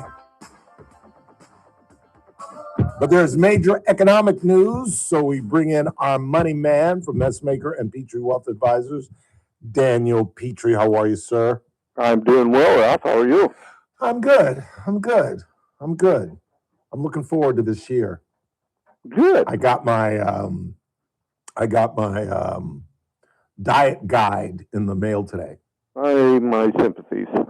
Well, I'm not trying to, I am going to lose a little weight, but it's more of a what not to eat and what to eat to lower your A1C. Right. Again, my sympathies. Oh, I'm looking forward to it, actually. I'm just Well, saying, I went grocery shopping this morning too. Oh, I'm sorry. The result will be awesome. Yeah, I But, got some. you know, I got. Here's what I got. I got eggs. I got a Good. bunch of tuna. Good. I got a bunch of avocados, tomatoes. Yeah, good. I'm gonna do a little mayonnaise in the tuna fish. You got to. And that's about it. Yeah. And a chicken. I got a whole chicken. Well, You know, the rotisserie chicken, which is about as good for you as you're gonna get. Yeah. So that's what I'm eating for the next 7 days. And then I might get on. I don't know why I'm boring everybody and you with this. That's family. right. So basically, not carbs. You got to avoid carbs. Yes, massively. Got to avoid carbs because I don't eat that much sugar. I haven't had a soda and I can't remember when. And my A1C is back in the 6s, and I'm not. That ain't happening. I'm getting back in the 5s. That is not. I'm not going to grow old with high A1C and diabetes. And I'm just not. Just not So going to you do it. got to do protein and vegetables, right? Basically. Kind of like the keto. Yes, and fruit for my sugar. Yeah. Yeah. There's worse things to do. Yeah, exactly. I'm looking forward to it. And I started lifting weights again. Do you get in more trouble when you out and about? Yes, and that's another Yeah. thing I'm not doing. Yeah. 'cause Unfortunately, to me, I have if been. it's present, I eat it. Yes. If I have to make a conscious decision, I'm like, I can avoid that. But you put it in front of me, I'm like, oh yeah, I'll take 2. Thank you very Yeah. much. Yeah. Like I was eating, like when my blood pressure was crazy, I was going to Casey Steakhouse and having the Ralph Bailey, the chicken with the mushroom sauce, but I wouldn't have the baked potato. I would have tomato slices and the mixed vegetables. And then when I got healthy and I lost some weight and then I broke my jaw and I lost even more weight, I got back on the baked potato, and that's just a killer. Well, That's just I guess the answer is to get your job broken. no, just avoid baked potatoes with butter and chives and sour yes. cream and Right. I Oh. understand. It's just, It's- again, my sympathies. such a temptation. You know what I mean? Because not many restaurants. Casey Steakhouse is one of the few restaurants that even serves baked potatoes. No, and food is such a. I mean, I'm a unhappy eater, a happy eater, a comfort eater. I mean, it's a go-to, man. Yeah. And I was eating pancakes every now and again. Oh and, yeah, pancakes. You know, because when I go to Mossman's, their combo. Give me some You pancakes get a with my choice. syrup, please. Yeah, instead of bread, they give you a you can get sourdough wheat, boop, boop, boop, or a pancake. And I was doing that a lot. Not a lot, but more than I should. So gonna eat healthy. Speaking of healthy, did you watch thank you, sir. Did you watch Jerome Powell's press conference? I was able to watch a little bit after the fact. He sounded like a Trump supporter. He was like, the economy's doing fine. I know. Consumer spending is up. Unemployment is okay. Not as good as we thought, but okay. And, you know, if you're looking at your 401k, you're extremely happy. And your stocks, you're extremely happy. And I'm like, yeah, but basically I thought what he was saying, at least this is what I interpreted, that if you're doing okay, you're doing okay. Yes. But if you are a young person making 40, 50 grand and your wife's making 40, 50 grand, you got $100,000 income in the home and trying to have a baby and start a family, you ain't doing so well. You know what I'm saying? But if you're invested like Ralph Bailey or like Lisa, our associate producer, who is a new client of yours, who's extremely happy with your services. If you're us, I'm extremely happy. Go gold and silver. Keep going, baby. We'll get into that in a second. But I would summarize Powell like this. Okay. The economy is doing well enough that we don't have to lower rates. And the inflation is at bay enough that we don't have to raise rates. Do you agree with him? Well, I don't know. You know me, I'm not a huge fan of the Fed. No. I tend to think that they go overboard each way. I'd much rather have the market dictate where we go than some think tank. Yep. And in my estimation, they create bigger bubbles and they create bigger troughs when the bubble bursts. What do you mean by that? Well, if we're in trouble, they'll ease too far and too long, and they'll create a bubble, meaning inflated asset prices, and then it gets too overwhelming, and they raise rates, and they burst the bubble, and then we have another down cycle. But I think they have created so much money that the cycles are exacerbated. Yeah. One of the reasons I would be in gold and silver. Now, Powell said everything is fine, but gold was up over $200 today. Wow. Silver was up over $4 today. Wow. After hours, gold's up another $75, and silver's up another $1 to around 118. Wow. And I wanted to talk about this tomorrow, but we can do it again. That's, not everybody. Yeah, we will. So, but what I wanted to talk about was the fact that I saw a piece on Monday on the Today Show where they're speculating this is just the beginning for gold and silver. There are some people who think that. Short term, I think it's gotten a little ahead of itself, but that doesn't mean it can't continue. Yeah. But who do you believe then? Do you believe Powell that everything's hunky-dory? And if that's so, why is gold up double in the past, I don't know what time frame, and silver 4 times? Yeah. That's why I was shocked. That's why I said he would sound like a Trump supporter, because he was like, everything's great. Somebody asked him, Ralph. Somebody asked him about the gold price and silver and the Fed losing credibility. And this was what Powell said. It's kind of may not be word for word, but Powell said the argument can be made that we're losing credibility. This is based on gold and silver prices. Right. But that simply is not the case. If you look at where inflation expectations are, our credibility is right where it needs to be. Yeah. And he said, we don't get spun up over particular asset price changes, although we do monitor them. Is that smart, in your opinion? Well, why? I would like to know, if everything's hunky-dory, why are they up so much? Yeah. Can you give me a reason? If you can't give me a reason, then it might be a reflection on what you're doing or not doing. Yeah.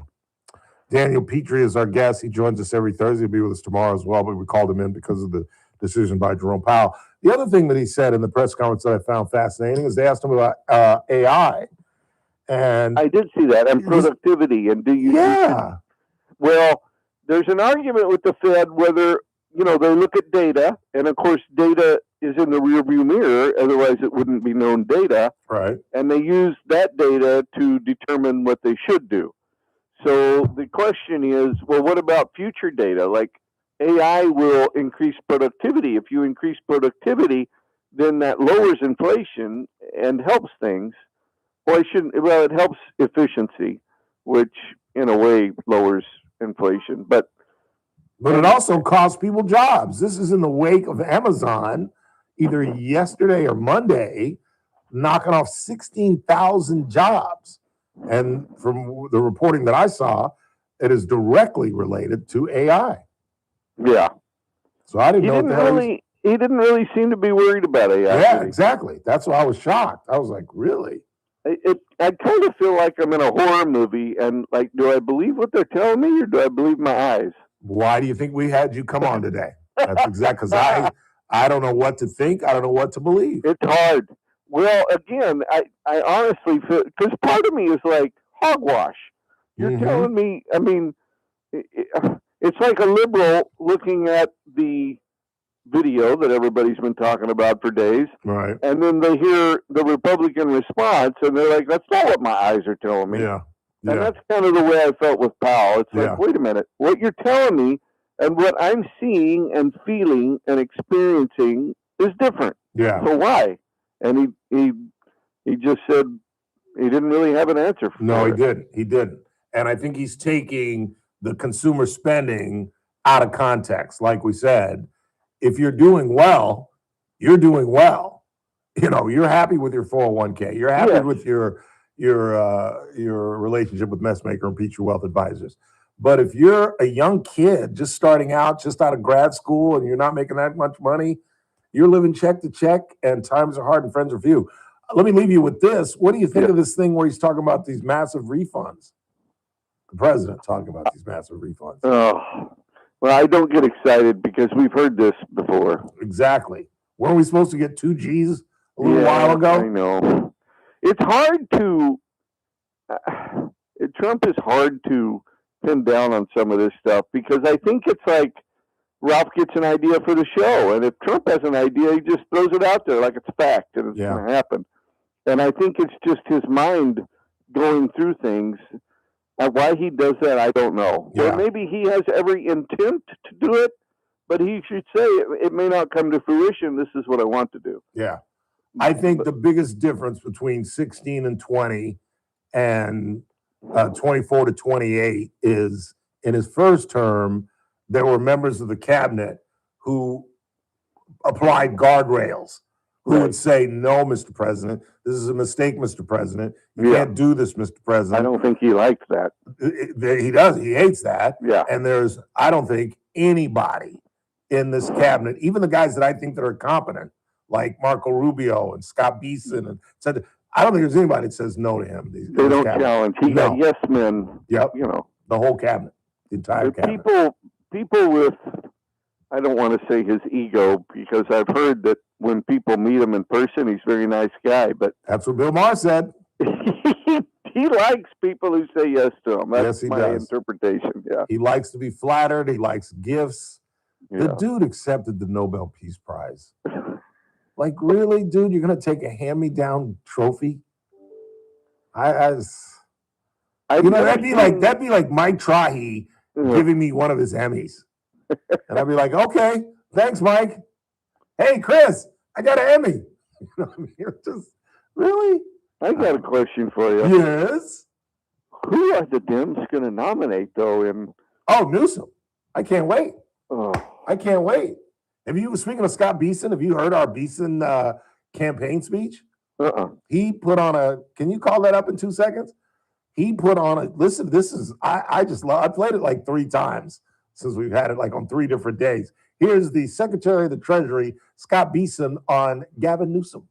Ironic that Governor Newsom, who strikes me as Patrick Bateman meets Sparkle Beach Ken, may be the only Californian who knows less about economics than Kamala Harris. He's here this week with his billionaire sugar daddy, Alex Soros, and Davos is a perfect place for a man who, when everyone else was on lockdown, when he was having people arrested for going to church, he was having $1,000 a night meals at the French Laundry, and I'm sure the California people won't forget that. And I can tell my message to Governor Newsom is the Trump administration is coming to California. We are going to crack down on waste, fraud, and abuse. And I was told he was asked to give a speech on his signature policies, but he's not speaking because what have his economic policies brought? Outward migration from California, a gigantic budget deficit, the largest homeless population in America, and the poor folks in the Palisades who had their homes burned down. He is here hobnobbing with the global elite while his California citizens are still homeless. Shame on him.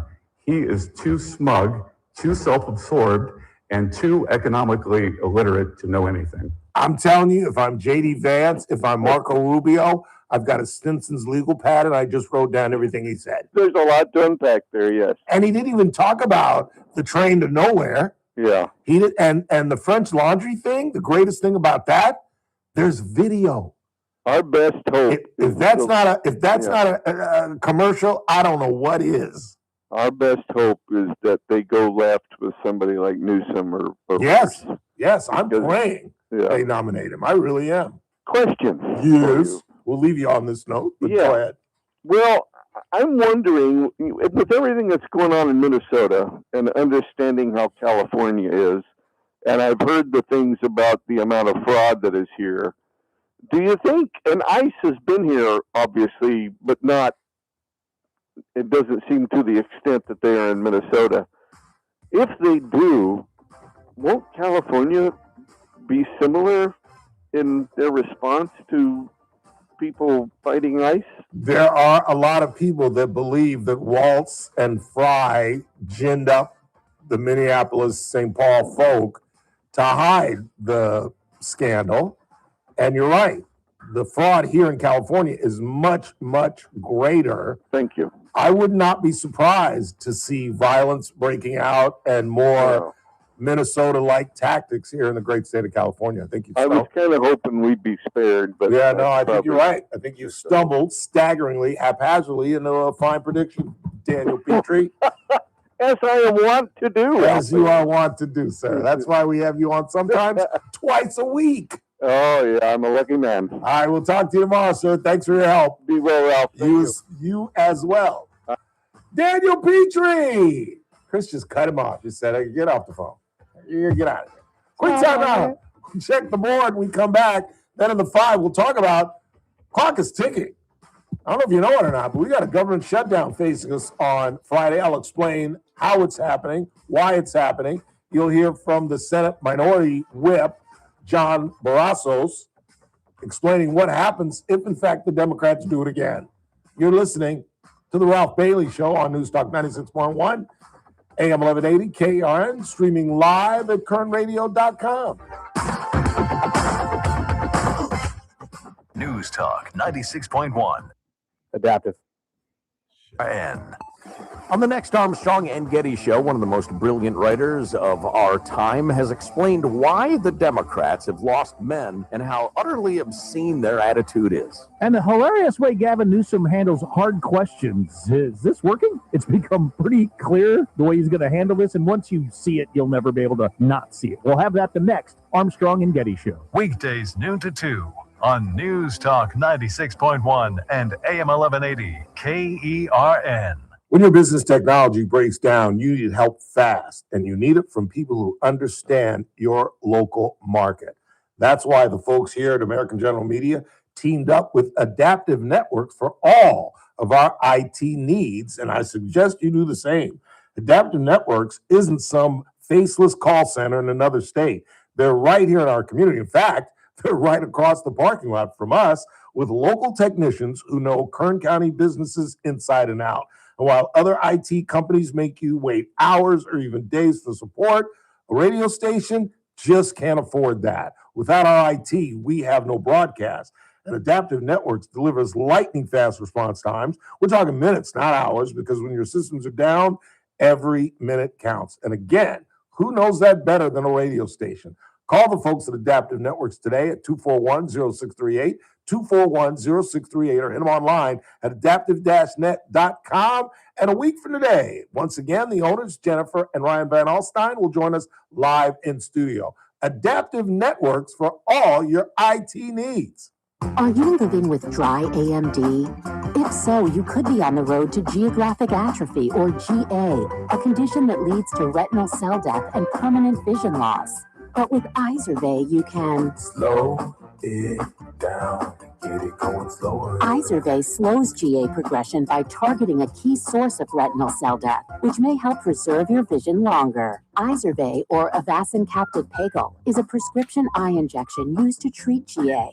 Don't take it if you have an infection or active swelling in or around your eye. Izervay can cause eye infection, retinal detachment, or increased risk of wet AMD. Izervay may temporarily increase eye pressure. Your vision may be impaired after an eye injection or exam. Don't delay. Ask your doctor about Izervay today. Izervay gets GA going slower. Visit Izervay.com. That's IZERVAY.com.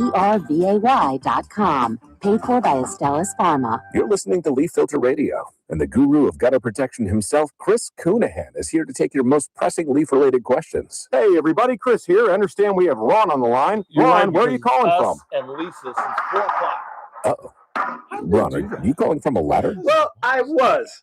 I wanted to ask Chris what I need to do to get my gutters ready to have leaf filter installed. Oh, Ron, you don't have to do anything. A Leaf Filter Trusted Pro will come out and clean out your gutters, realign and seal your gutters, and install a Leaf Filter, America's #1 gutter protection system. So I didn't need to get on this ladder? Ron, Leaf Filter Trusted Pros are in your neighborhood and ready to help. Just visit leaffilter.com/deal to schedule your free gutter inspection and get up to 30% off.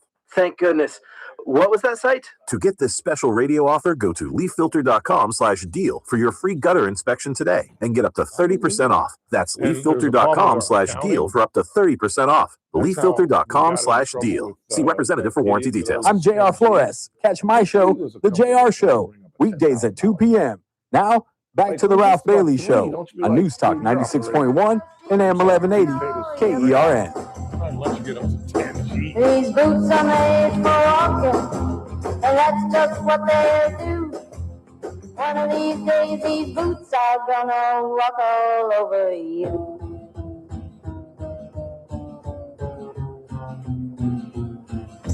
Yeah. Let me take a trip over to the chat room, see what you guys are talking about today. I notice there are a lot of you in the chat room making a lot of comments, so I'm going to turn my back to the screen and read some of these. Obviously, it's a joke if Shador made it. Yes, Pro Bowl is horrible. Hanson Music says, and I'll see you at KBAK. I have no idea what that means.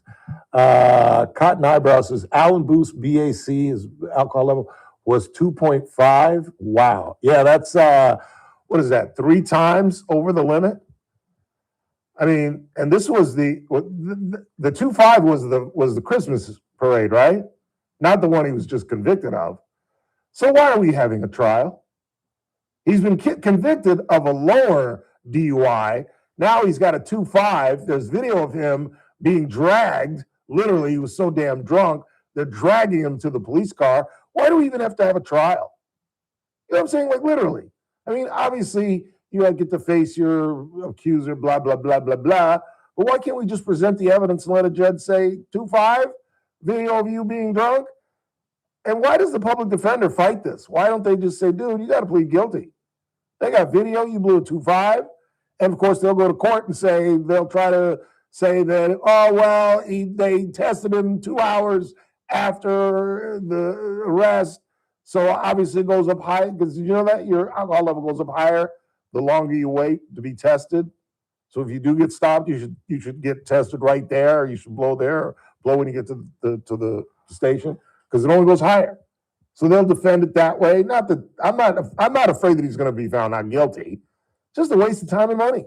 To me, seems like. I don't know. Rob Hansen Music says, I don't remember Monica, only Kanji. LM, laugh my ass off. Kanji. Ugh. Maybe that's the KVAK thing. I worked with a girl named Kanji Anthony, I believe was her last name, and she married Aaron Vines. Do you remember Aaron Vines, Chris, when you were a little kid? The name sounds familiar, but He why? was part of the back-to-back CSUB team in 92, 93 when I was running around Cal State as a 30-year-old. And he did the typical, my girlfriend is a television personality, ask marriage proposal. Ask marriage? Did I really just say that? You know what I'm talking about? The typical, my girlfriend's on television proposal, where you go to the news director, and actually, I mean, this was 20 years ago, so it wasn't as common. It's gotta be so embarrassing, though. Yes, I think it's stupid. Television, yeah, I think it's stupid. So dumb. You know who started it, don't you? No, you're too young. Although I don't know who started it. I know who started it. A lot of you people remember who started it. Ahmad Rashad. Really? Yes. He was doing the Macy's parade, and for some reason, he was the field reporter doing the Macy's parade. And for some reason, back in the studio, they had his woman, Felicia Allen, they're divorced now, but Mrs. Huxtable, they had her on screen for whatever reason. I can't remember why. And on the air, Ahmad Rashad said, well, before I cut off and send it back to the studio, I'd like to ask Felicia a question. And she's like, okay, Ahmad, what? Will you marry me? And they made a huge deal out of it. And now every dude who's got a girlfriend on local television goes to the news director, has her called in on her day off. They set up some bogus story that she's going to do on air. And then he walks into the studio and she's like, I think After reading the teleprompter. Yeah. Well, before he asked her to marry her, I asked her out and we went out a couple times and she was a beautiful black woman. And somebody just brought that up in the, how did you put that's 30 years ago.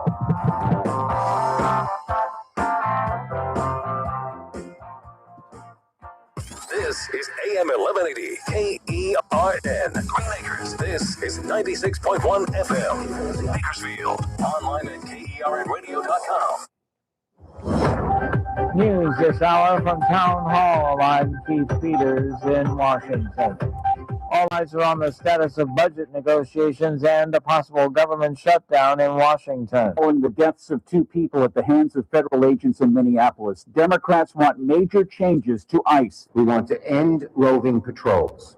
We need to tighten the rules governing the use of warrants. Senate Minority Leader Chuck Schumer wants accountability. Federal agents should be held to the same use of force policies that apply to state and local law enforcement and be held accountable. A third demand? We want masks off, body cameras on. Republicans will need Democratic votes to keep the government open when funding runs out at midnight Friday.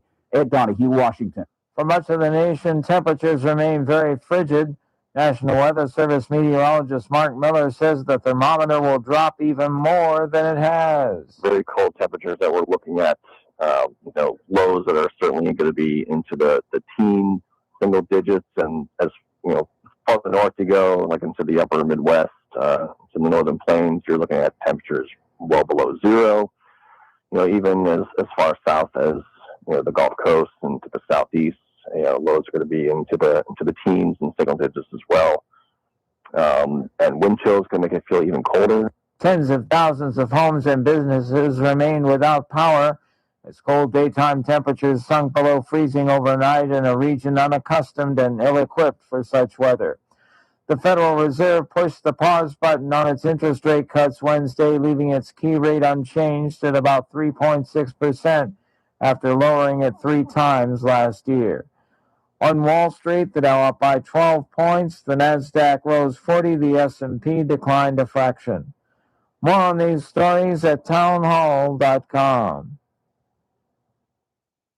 Diabetes, high blood pressure, anxiety meds, everyone's on them. If you're a 50-year-old male, maybe a bit porky, and you may even have type 2 diabetes, $1 million of term insurance may only cost you about $200 a month. Call Term Provider. Speak with Big Lou at 800-555-2085. Big Lou will find a term life policy for you even if you have type 2 diabetes, are overweight, or have high blood pressure. Term Providers help thousands of people like you who think they can't afford term life insurance. To buy $1 million of affordable term life for you, all you need to do is call Big Lou at 800-555-2085. Lou will make sure the scales are tipped in your favor. Call 800-555-2085. Big Lou will answer your call and work to fit you into a term life policy that you can afford. Remember, Big Lou's like you. He's on meds too. Call 800-555-2085. 800-555-2085. From the KERN Newsroom, your live and local news update on News Talk 96.1 and AM 1180 KERN. What the Highway Patrol found in that mega wreck on Highway 58. I'm Chris Davis. A total of 43 vehicles were involved in Tuesday morning's wreck, with 9 people hurt, taken to 4 different hospitals, is now what the Highway Patrol and other authorities are saying. And they are acknowledging that the fog may have been a contributing factor in the pileup. The eastbound lanes near Tower Line Road were still closed Wednesday morning, with some cleanup and investigation still going on.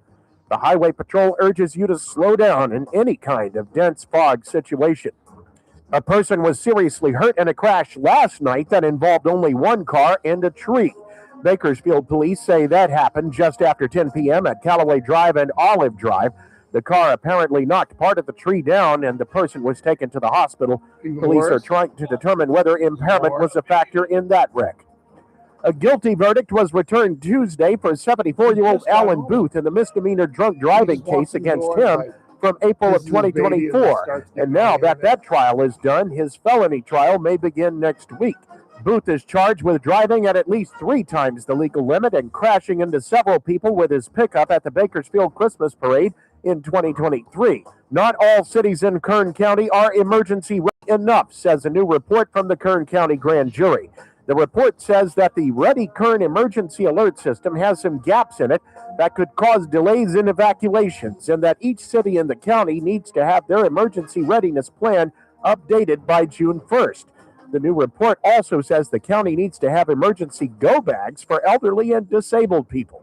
I'm Chris Davis in the KERN Newsroom with news every half hour and when it breaks on FM 96.1 and AM 1180 KERN. What do you think, this is the Army where you shoot them a mile away? You gotta get up close like this. Bing, you blow their brains all over your nice Ivy League suit. It's the Ralph Bailey Show on News Talk 96.1 and AM 1180 KERN. Now make sure you leave the house when you make the call. You understand me? You hear me? Call from an outside line. I mean it. Call in or text to 661-842-KERN. That's 661-842-5376. Listen live at KERNradio.com. Now, the host you've been waiting all day for. Live from the KERN studio, here's Ralph Bailey. Final hour of the broadcast on this Wednesday, 28th day of January. It's the Ralph Bailey Show on News Talk 96.1 and AM 1180 KERN. Streaming live, KERNradio.com. Our lead story of the day, we led with sports. Uncharacteristically, in my belief that the NFL is going to make a U-turn on one of the most embarrassing sports situations since the Russians stole the 1972 Olympics from our basketball team. Like I said at the top of the show, rarely, if ever, do you see the entire nation, the world of sports, 100% behind Bill Belichick. You know, for Bill Belichick, if you're Bill Belichick, I think you're feeling pretty good right now. You've heard this outcry from your peers. There's nothing better than getting approval from your peers. That's why I used to love the Kern Press Club Awards, because that I won 3 times in a row, by the way. But it's kind of a jaded prize, me winning it 3 times in a row, because the only person I beat was Jazz McKay, because Scott and Inga wouldn't participate, because Scott, for those not on YouTube, I just rolled my eyes. Mr. Cox did not want to, and this is direct words. We were listening, my general manager, I was at Buckley Radio at the time. My general manager and I were listening when he said it. He said, I don't want to participate in anything where I have to nominate myself. And I just looked at Steve and I said, well, he's out of the Pulitzer running. He's out of any award other than maybe a Golden Globe or an Academy Award, because every other award in the world, including the Pulitzer, you have to submit your work. There's no group that goes around and listens to radio shows. You have a press club. That's what your press club is for. Every community, most big communities have a press club. And we used to have a viable one when newspapers were viable and up in their feet on this town. We'd kind of have a newspaper, I suppose. And what they do is you submit your article or your anchoring or your live shot or your radio show, and they send it to another press club. The one that our press club used to send it to was in San Diego. And so I always got a kick that somebody in San Diego thought I was better than McKay, but Scott and Inga wouldn't participate. So it was kind of a jaded thing. But it was cool beating McKay 3 times in a row. I'll tell you that, boy. I'll tell you that right now. Can I just ramble for a second, tell a couple of great Jazz McKay stories? Might as well. First of all, Jazz McKay is in debt to me for the rest of his life because I'm the reason that he is with his wife. That's right. I don't care what he tells you. I'm the reason that he was with his wife. Because McKay and I were friends for the first 3-4 years. He came, I was there, I think, for a year or 2 at Buckley Radio when they hired Jazz. And we were celebrating our 3rd or 4th or 5th anniversary. And Steve Darnell, who loved me and loved Jazz too, That's why McKay, that was the first job. This is what he told me. It was the first job he ever survived more than 2 years. And at the time, I think he was in his late 40s or early 50s. And the Buckley job with Darnell was the first job he'd ever lasted after 2 years.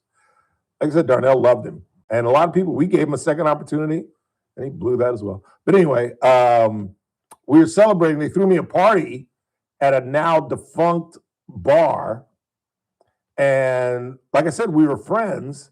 And so I had $50 worth of trade, which, again, this is 15, 16 years ago. With $50 in trade 15 years ago, drinks were probably like $4 or $5. So that's 10 drinks that I get for free. So I said, Jazz, why don't you come to this party, man? I'll buy you a drink. He said, okay, I will, Ralph. And his wife, his now wife, Laura, who I hope is doing well. She's been suffering with lupus for years. She's a wonderful woman. I don't know how McKay outkicked his coverage with Laura. She's a wonderful human being. She was a fan of mine. And she came to the party to meet me. And McKay came, and that's just part. So they met, and the rest is history, literally. I don't care what he tells you. That's a true story. I'll swear on my father's grave on that. But that's not the funny part of the story. The funny part of the story is some of you know, because I haven't told an original story in 12 years, was that he misinterpreted what I said and thought we had carte blanche, thought we had like unlimited trade.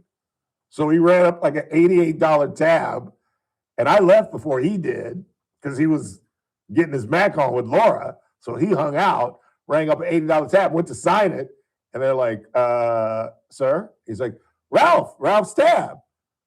He said, Mr. Bailey bought you the first 2 drinks, sir, but the other, you owe us $88. And Jess came to work the next day. You didn't tell me you didn't have a tab. I left $88 or $90 with a $2 tip at that place. I don't know. He didn't give a $2 tip. I'm just kidding. But I don't know. I love that story. I got some great McKay stories. I really do. But I'm not going to get into that. 842-537-6842 KRN. Should I go back to the chart thing, or do we got text messages? We got a couple texts. All right, what do you got? Let's see. Did you watch the video of Julie Solis yesterday yet? I heard about it. Where did I hear about it? It was a text message. No, I heard about it this morning. Was I listening to Scott this morning? No, I slept late this morning. I woke up at 9 o'clock this morning. God, I panicked. I never sleep till 9 o'clock. I heard somebody talking about it. Then what did she say? Do you know what she said, Chris? I honestly haven't seen it either. I think it had to do with somebody texted us and tell us what she said. I forgot to look at it last night because I was watching tennis all night. The Djokovic thing was first, and then they took like an hour break at 11. Because remember, the Djokovic match ended early because the kid, Musetti, the Italian, was up 2 sets to love and got injured and had to DQ himself. And like I said at the top of the show, I just think tennis players are just soft. They get treated like, it's like baseball. It's not like baseball because you can get in collisions in baseball, but nobody touches you. There's no booing really. You know what I'm saying? You fly all over the world. They're very catered. It's like Coco Gauff complaining because they caught her on camera destroying a racket. Hey, Coco, I love you, girl. But you want to know the solution to that? Don't wreck your racket. And she explained, do we have the audio? Did I send you the audio of that? Of Coco, or do I have it? You got it? Let's hear Coco. This is her explanation. I love me some Coco Gauff. Her decision-making of late questions is concerning to me. Did you see her in the tournament? You see her, Chris? With that new red wig she's got? I have not got a chance to watch, to be honest. God, she looks horrible. You're 21 years old. Just be natural. You can start duding yourself up when you get into your 40s and your 50s, but you're 21. Just go out there with your natural hair. Why are you wearing a red wig? Because she listens to the show, Just saying. KernRadio.com. But here's her explanation why she's upset she was caught destroying her racket. Emotional, like playing Haley because, growing up, it wasn't really. That's the old one. I must have it then. That's her talking about playing Haley Batista. I must have it. Well, it doesn't matter. She's just complaining about being caught on camera. And I'm like, girl, this game has made you, if you broke your femur in both legs and could never play again, you can't spend the money that this game has given you. And you're going to complain because there are cameras everywhere. Guess what? You're a superstar now. And it's the 21st century. And yes, you're going to be on camera just about everywhere you go, other than the locker room. And she even said that in the bite. I'm not going to play it, but she says that in the bite. I guess the only place they're not going to have cameras is in the locker room. Well, then destroy your racket in the locker room. Go in the bathroom and destroy your racket if you don't want to be seen. But stop complaining. The point I'm trying to make is they're soft. They're just soft. And this Vassetti kid, and again, I can't get into his mind. I get paid every 2 weeks to speculate. But I'm telling you, if it's me, I don't care if he's knocking winners by me. You'd have to drag me off that court. And if I lost 6-love, okay, but I ain't quitting. I'm not walking off the court. If I can still walk, I can still play, and I ain't walking off this court. Nope, not doing it. Not doing it. I don't know. That's just me. It's a football mentality, I think. Let's go ahead and take a break, and when we come back, we will get into a couple of different issues. We're about 48 hours away from a government shutdown, which is tied to Minnesota, so we're going to talk about all that in kind of a jumbled segment. You'll hear from Larry Krasner, the Philadelphia DA, who is doing anything but lowering the temperature in terms of the rhetoric. I'll explain why this government shutdown is going to happen on Saturday and why it could be just as long as the last one the Democrats caused. And I'll explain to you Democrats why it is completely 100,000% your fault. You're listening to The Ralph Bailey Show on Newstalk 96.1 AM 1180 KRN, streaming live at kernradio.com.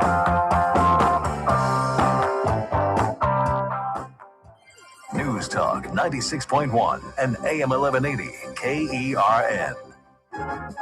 The JR Show, weekdays at 2 p.m. Last question. What is your favorite thing to do as an 8-year-old? As an 8-year-old, Hurry up. You only got 30 seconds. Play volleyball. Not hang out with Dad. Not come on Dad's radio show. Not... Because I hardly do it. I've asked you a million times and you're just like, no. All the fun stuff I do with Dad. No, just play volleyball. Weekdays at 2 p.m. News Talk 96.1 and AM 1180 KERN. What are you doing, boys? Everybody's dinner tonight. Let's go have some food. Every day is sale day. No one can beat us. No one can touch us. You won't find better prices. Shopping compare. We don't care. Take a look our way and come into Carpet Outlet Plus. No, I'm gonna commercial. Every day is sale day. Carpet Outlet Plus installed over 1 million square feet of flooring last year alone. Over 20 years in Bakersfield's best flooring store means you can trust us with your hardwood, laminate, vinyl, and of course, carpet. Come in today.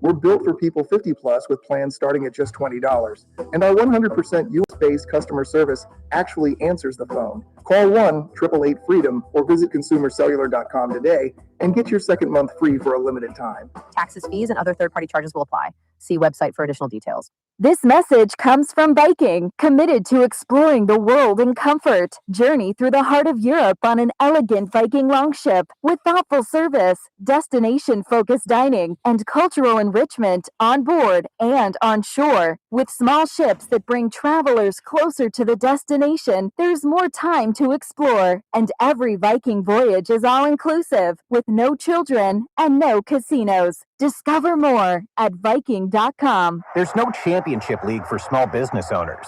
But if there was, you'd be at the top of the standings.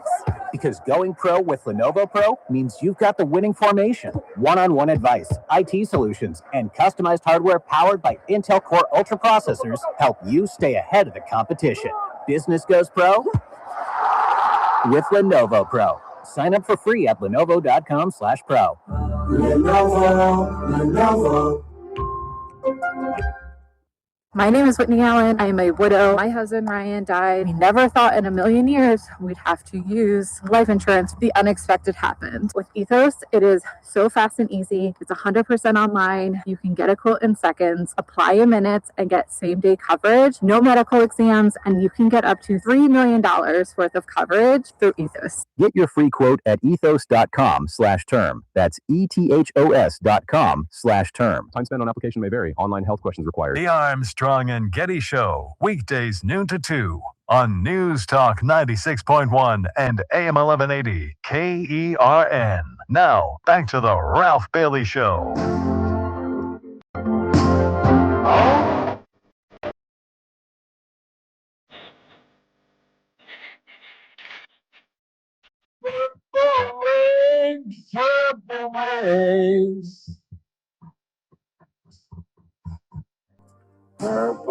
My first girlfriend, Rhonda Lynn Killens, had like an obsession with Prince to the point where I was like, because I was 18, 19, I was like jealous of Prince. Like the summer that she stayed in Atlanta, he was coming to, it was one of the few summers that I went home because I had to go home to get my car. I was a sophomore going in my junior year, get my car, because my dad had come and taken the car away because I wasn't doing very well. And Prince was playing in Atlanta, and she called me in LA and said she was going to the Prince concert. And do you know we got into a fight over the phone long distance because she was going to a damn Prince concert? It's just amazing to look back when you were 18, 19, and just how incredibly, ridiculously stupid and immature I was. I was jealous of her going to a Prince concert. And I'm 3,000 miles away, having the summer of my life, sunshine. She's in, 90% humidity down in Atlanta going to summer school because she actually wanted to graduate.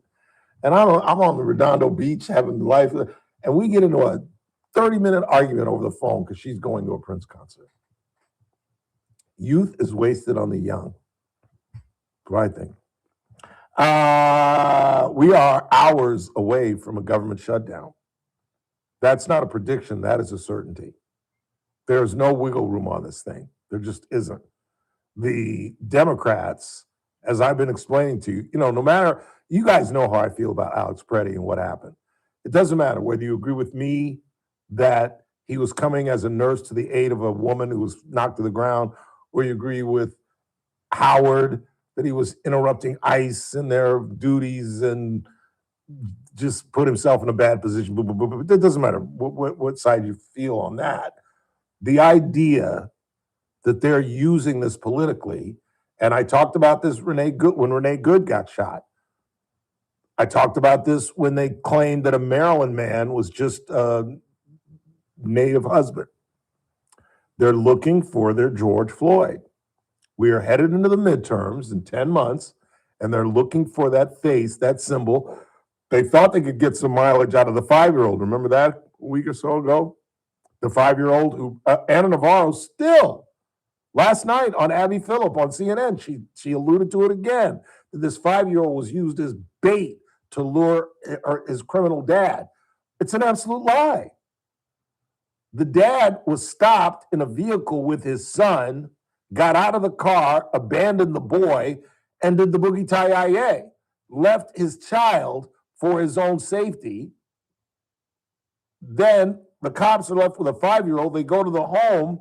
The woman is scared to death they're going to arrest her. She doesn't open the door, despite the ICE agents assuring her they're not going to lock her up. She wouldn't open the door to take the child. And yet they're still perpetuating this lie that they used the kid to lure the man out of what, the car? Because he wasn't at home. He was in a vehicle. It was a traffic stop. Regardless, they're still looking for their George Floyd. They missed with the 5-year-old. They missed with Renee Good because we got into her situation and found out she's not the parent of 3 children. They had 2 of them taken away from her. Then we heard the audio of her lesbian lover telling her, drive, baby, drive. We saw the officer trying to get into her car. I wish you would try to pull away from a Bakersfield police officer who's trying to open your door and get you to step out of your car. Just see what happens. See what happens. You're not going to get shot, but they're going to wrestle you to the ground. I'll tell you that. And if you have a gun on yourself and you make the wrong move, you might get shot. You've just placed yourself in a precarious situation. So they're looking for their George Floyd, and they're using Alex Preddy to do this. And they're vilifying ICE. They're making these ridiculous comparisons to the Gestapo. And as I repeatedly, redundantly, purposely repeat, stay away from the Third Reich. There is no comparison, as Mr. Marcus said, to killing 6 million Jews. Do you know how they started killing the Jews? How they came up with the idea of the gas chamber? They put a bunch of Jews in the back of a truck, and by accident, the exhaust got piped back into the truck and killed them all. They came out pink from the exhaust death. And a light bulb went on in these sick, demented human beings. And they started doing it like that. And then they expanded to camps. And then there was a famous meeting where the ministers and I can't pronounce his name, one of the head Gestapo members put together the plan, get them on the trains, get them to the camps, and they killed 6 million people. There's no historical comparison to that. So stay away from it. But the Democrats just can't do it. As much as they claim to do it, they just can't do it. This is Larry Krasner, the DA of the city of Philadelphia. Be accountability now. There will be accountability in the future. There will be accountability after Trump is out of office. If we have to hunt you down the way they hunted down Nazis for decades, we will find your identities. We will find you. We will achieve justice, and we will do so under the Constitution and the laws of the United States. He's talking about American citizens. He's talking about law enforcement. He's talking about ICE agents. And that was the bad clip. I couldn't find the extended clip where he calls ICE agents, literally, direct quote, wannabe Nazis. And yet all you hear, if you go home tonight and watch CNN, MSN Now, oh, how the Republicans need to lower the rhetoric and bring that. What do you call that? And the reason Waltz and Fry are doing it in Minnesota, because they're under investigation of one of the biggest scandals and fraud deals in that state's history. Do you know that Minneapolis is about the size of Bakersfield, even though it's a capital of the state? It's about our size. I think we're 47th. I think they're 48th or 46th. They're either one above us or one below us. We're one of the top 50 populous cities in this union of ours. And this thing is going to happen. This is John Barrasso, the Senate Minority Whip, talking about the ramifications if, in fact, which I'm telling you is going to happen when the government shuts down on Saturday. You shut down the government heading into this weekend. That means no money for FEMA at a time when half of the country is under the impact of this terrible storm and another storm is coming. Shutting down the government also impacts TSA, air traffic control, all of those things. The Democrats will be causing chaos all across America. There are 6 appropriation bills in the Senate ready to be passed. The Democrats have had full input into all of them, and they have all passed the House. Overwhelming bipartisan numbers. Republicans are committed to working with the Democrats to keep the government open. But now they've got their George Floyd. And now they're going against one of the appropriations, which is ICE. They want to defund DHS. They tried to walk away from defund the police. yet they still haven't learned their lesson. They want to defund DHS. They think they've got a winning issue with the videos and what we're seeing. That's why Trump is a genius to kind of back this thing off, because this is potentially a good issue. But if they shut down the government, which I'm telling you they will on Saturday, then it firmly is at their doorstep and they absolutely lose this argument, which they have right now. They're on top in terms of this issue politically and visually and perspective-wise. But if they let the government shut down on Saturday, which they will, causing chaos, like he said, FEMA, we might screw around and win the midterms.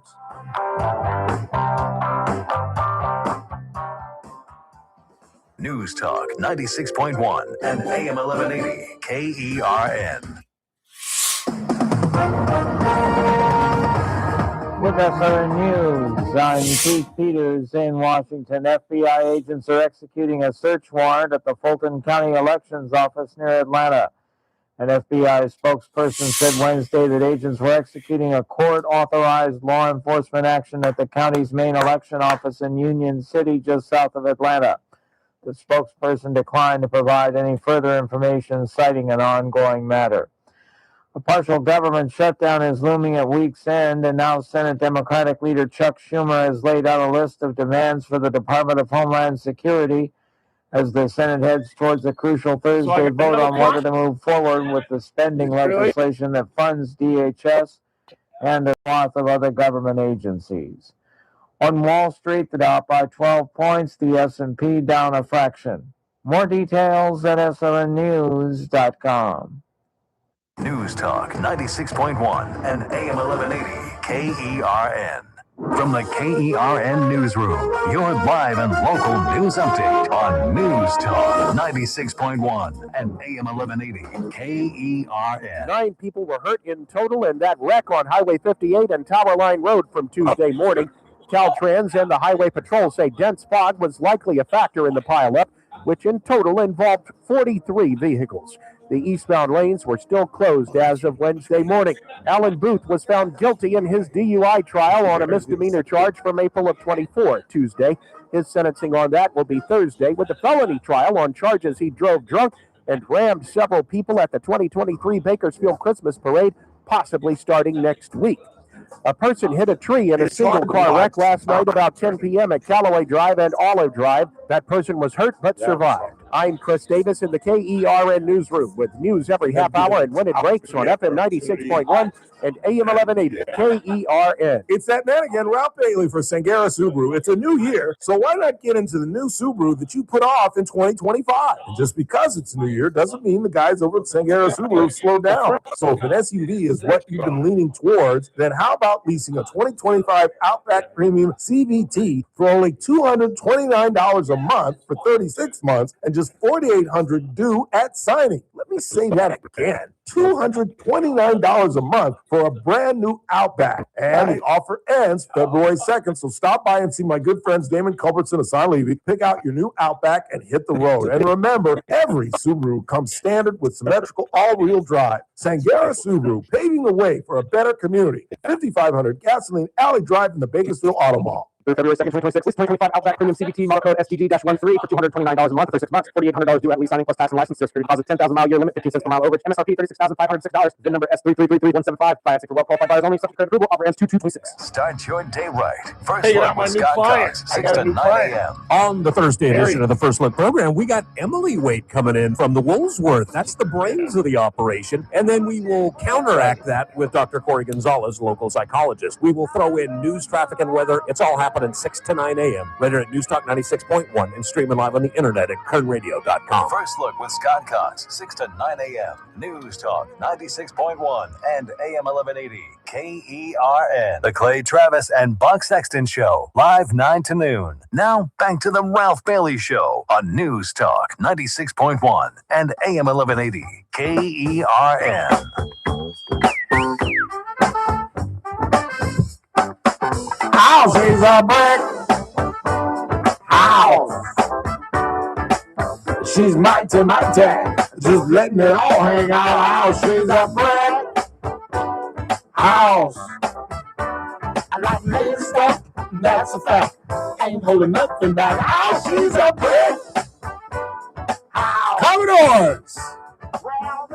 Current Radio Studios powered by Adaptive Networks. For all your IT needs, call Adaptive Networks at 241-0638. Read them online at adaptive-net.com. That's where we go. AGM, we're a client. 842-5376, 842-KERN. So, like I said, the government's going to shut down on Saturday, and it is going to be the Democrats' fault. It truly is. They're trying to defund ICE, and it's just not going to work. And we're going to win this argument in the long run because, you know, this isn't happening in Florida. This isn't happening in Texas. This is happening in sanctuary states. This is happening where there's no cooperation with ICE, which is going on in Florida and Texas and red states. But you've got an insane, troubled, and beleaguered governor in Tim Walz who realizes his career is over. He's connected to this fraud. He'd be lucky if he keeps his ass out of jail, let alone be the 28th nominee for the Democratic Party or even survive re-election as their governor. And Fry is the same thing, although he's a mayor. Who gives a damn about him? But they have ginned this thing up beyond belief. And now there is obviously questions that have to be asked. And some Republicans are stepping up and demanding an investigation into the shooting. Here is Kentucky? Yes, Kentucky Senator from the Commonwealth of Rand Paul. For people to have confidence in government and confidence in the law enforcement wing of government, we have to be very honest. And I don't think it's honest to say he brandished a weapon. I don't think it's honest to say he assaulted officers. Every American's seen this video now. Most have. It snowed in for 3 days. A lot of people have seen this video. At every point in the video, he retreats. Now, I'm not saying he might not have been obnoxious. I'm not saying he might have said obnoxious things. But he films. He doesn't even obstruct the traffic. And that's why, regardless of what Howard may think, the Trump administration is backing off a little bit. Because one of the things that pundits are saying, I'm not saying this for the first time, I'm parroting what I heard on television this morning. Stephen Miller apparently doesn't back down about anything. Apparently. This guy is kind of a wacko, if you ask me, but Trump loves him, so be it. And he's gone from, as most of you know, calling Alex Preddy an assassin to saying yesterday the ICE agents may have made some mistakes. Now that's coming from the White House. We can't even get Howard Marcus to say that. And this is coming out of the White House, that the ICE agents may have made a mistake. Meantime, Kristi Noem and Stephen Miller are doing this, pointing fingers at one another. Noem saying she was reacting because she's now a liar. No matter what side you're on, if you're Howard Marcus or you're Ralph Bailey, there's no dispute about the fact that Kristi Noem lied. Even Howard will admit, I believe, I'm speaking for you, Howard, that he never brandished a weapon. And that was stated. So you've lied to the country. So your credibility is shot to hell.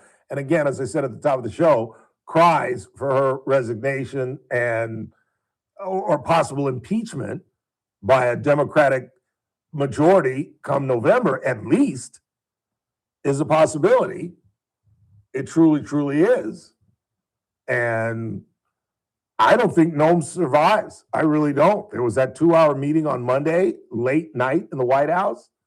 And, you know, it's like Bongino, Patel. Which one's going to go? It's Bongino. Stephen Miller, Kristi Noem. Who's going to go? It's Noem. Trump loves Stephen Miller because he says crazy things like he's an assassin and he's very aggressive and Trump loves the guy. But even he's had to back off. Here's more from Kentucky Senator Rand Paul. And I think that at this point, because there hasn't been this honest approach to things, I think what you're going to have is an independent investigation. That's why I asked that of Howard, because I don't think there's any question about it. these things, radical turns from entities occur when there's incontrovertible evidence. There were changes made at the LAPD when Rodney King. No matter what you think of Rodney King, and I'm not trying to examine that whole thing, but the fact of the matter is there was video, and that's what caused the LAPD to be forced to make some changes on how they dealt with perpetrators. And now this video, no matter what you may interpret, is causing damage to the Republican Party. There's no question about that. Right at a time when the party and the administration is trying to get the president out there to beat the Bushes, because they know if the midterms were today, there's no question Republicans would lose the House, and there is a distinct possibility you could lose the Senate. And as I keep trying to warn you all in other states that are listening, and particularly in states that are listening where you have a Senate race coming up, this is a gargantuan midterm. And historically, a first-term president, again, as I've abundantly state, since there's a gap, he's essentially a first-term president again. Historically, you get killed. I think in 50, maybe 100 years, it's the incumbents won the midterm 3 times, and one of those was George Walker Bush, and that was post 9/11, when his approval rating was like literally almost at 70%. Almost 7 out of 10 people approved of his job performance. And so he's the only one in recent history. I don't think Trump's going to have that kind of luck. So just as they're sending the boss out, he was in Iowa yesterday, he's going to be stumping all over the country to try to gin up turnout. This occurs, this video that even Republicans are like, ooh, that doesn't look good.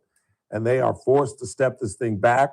And now, because initially they were trying to shut out all the local police officers and even the FBI and have a single-minded kind of investigation. Now you've got Paul, you've got Tom Tillerson of North Carolina, who is demanding the Kristi Noem resign and called her incompetent and blah, blah, blah, blah, blah. He's demanding an investigation. Lisa Murkowski, another on-the-fence Republican from Alaska, is demanding an investigation. There has to be a probe. There has to be an independent examination of that video. I think it was Anderson Cooper. It was Anderson Cooper who interviewed the woman who took the video, who you hear screaming, "What the F did you do? What did you do? You killed him. You killed him." And it's one of the best. There are several videos, but it's one of the best videos of the incident. Do you know that this probe that's underway, haven't even discussed it with her? She was on with Anderson Cooper last night, and they haven't even talked to her. And she's one of the main witnesses that not only witnessed it, but chronicled it on her phone. They haven't even asked for a video. They haven't even talked to her. So this thing reeks of cover-up, and it's going to demand a response from the Republicans that looks transparent. Because at the end of the day, there's only one thing I know about how this thing's going to end.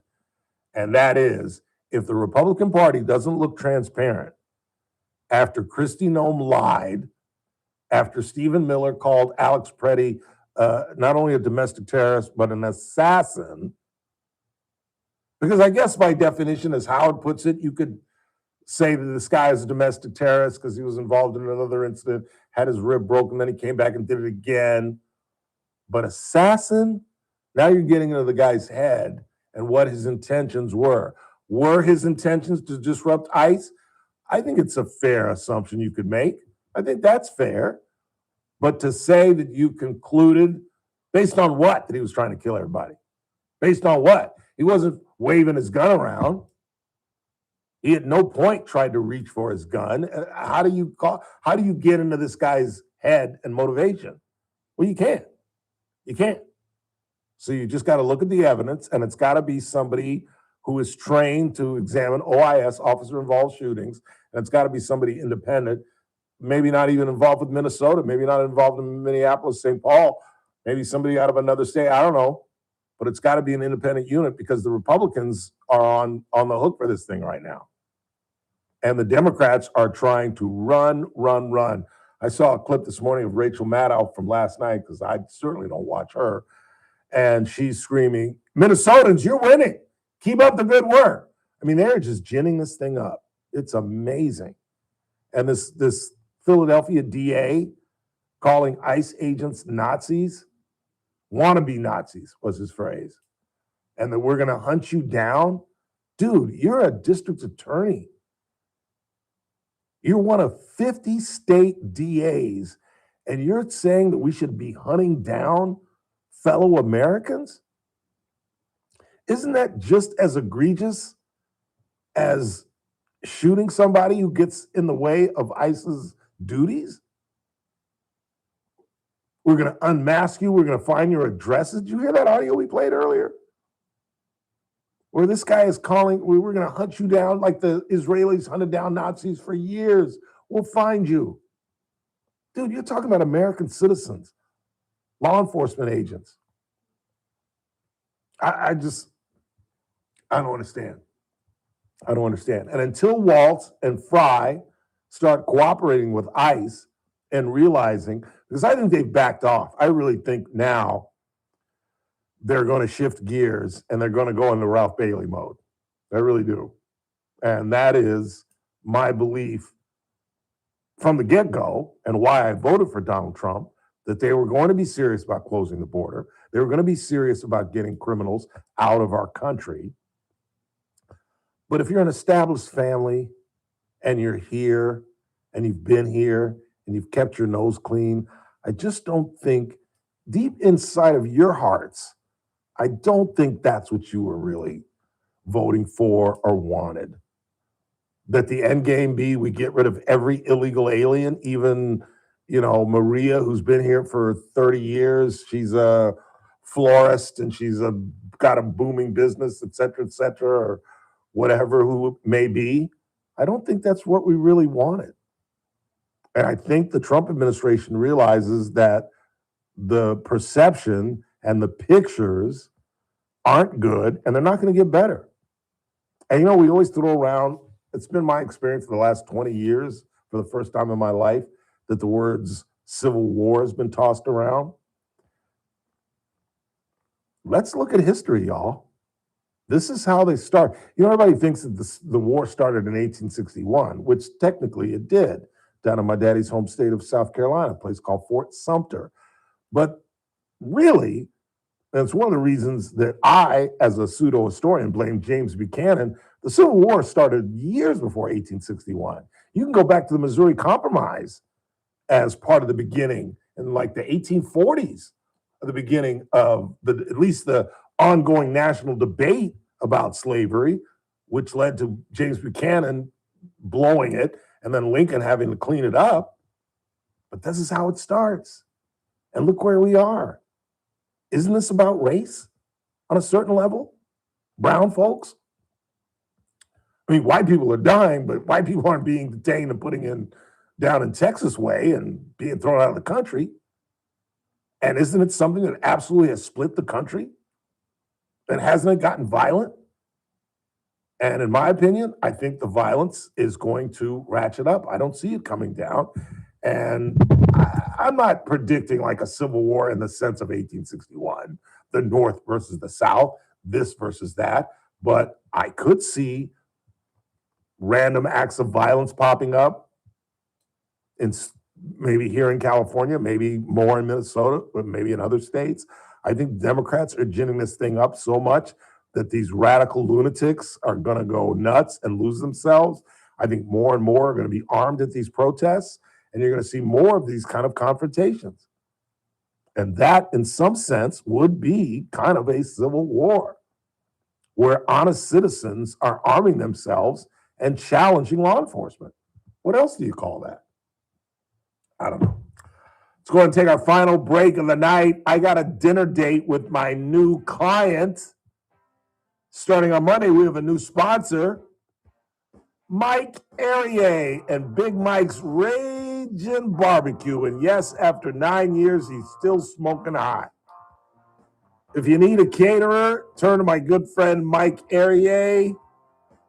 Not giving out the phone number yet, Mike. Nope. Contract starts on Monday. I'll buy you dinner tonight. A couple of glasses of Conundrum. Maybe it was Infidel, but no, I'm not giving out any information until Monday. That's when the contract starts, my brother. But he's a client. We're excited about that, and he really is a great cook. I told you were you with me the last time we were at the fairgrounds, or was that JR? Physically, I think it was JR. Yeah, it was. You weren't out there. No, I think it was in here. And Quan Louie invited me to, I knew Mike was out there barbecuing, catering, and Quan Louie invited me to an event that his wife's company was hosting. And I was like, I'd like to, but I got to go see my buddy. He's catering some event here. And Quan kept saying, well, just come into our event first and get some food and then go see your buddy Mike. I was like, okay. And I went, I got some food, and I was like, damn, this is good. Who's your caterer? And Quan Louie said, it's called Big Mike's Ragin' Barbecue. And I'm like, what? Where's Arier? It was Mike. Former Green Bay Packer, former New York Giant. We'll have him on Monday, maybe. Get his thoughts on Bill Belichick. Maybe even get his thoughts on the Super Bowl next week. And have him tell you about his business. He's a good cook. I'm telling you. You got an event coming up the next couple of months. I'll get you the phone number. I'm lying. I would have given his phone number out. I just don't know it right now. Final break of the night. Not a lot of time. We get back, wrap this thing up. Tomorrow's a Thursday. Mr. Turnipseed will be here. We'll talk about the Charter County. Our money man, Daniel Petrie, returns. We'll talk more about Jerome Powell and his decision. Get some comments from the president maybe for him. Or whatever else happens before 3:05. In the meantime, you're listening to The Ralph Bailey Show on News Talk 96.1 and AM 1180 KRN, where we stream live at kernradio.com.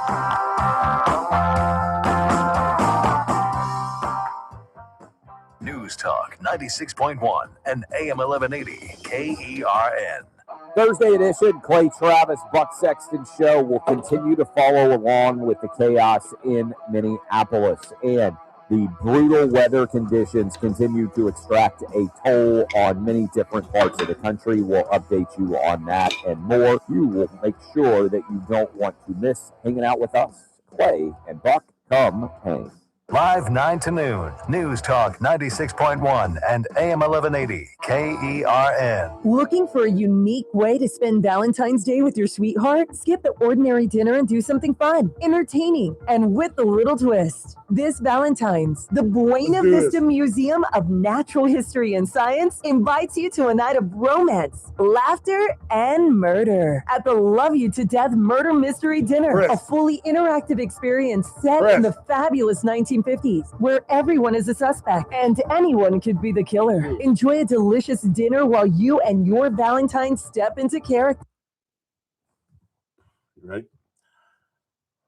3, 2. I'm telling you, Saturday, the government will shut down at the absolute worst time because Democrats now found their George Floyd and Alex Preddy, and they want to defund DHS. And Republicans aren't going to allow that. Democrats aren't going to back down. So there'll be no FEMA for the South that is in frigid cold and has no electricity. And TSA and flying is going to be a nightmare. Thank you, Democratic Party. 3, 2, it's that man again. Look what's coming up on the Thursday TRBS. Well, it's a Thursday. Mike Turnipseed will talk about us becoming a charter county, possibly in June. And our money man, Daniel Petrie, returns more on Jerome Powell and the Fed. All that plus me at 3. It's TRBS, News Talk 96.1 and AM 1180 KERN. I'll see you at 3.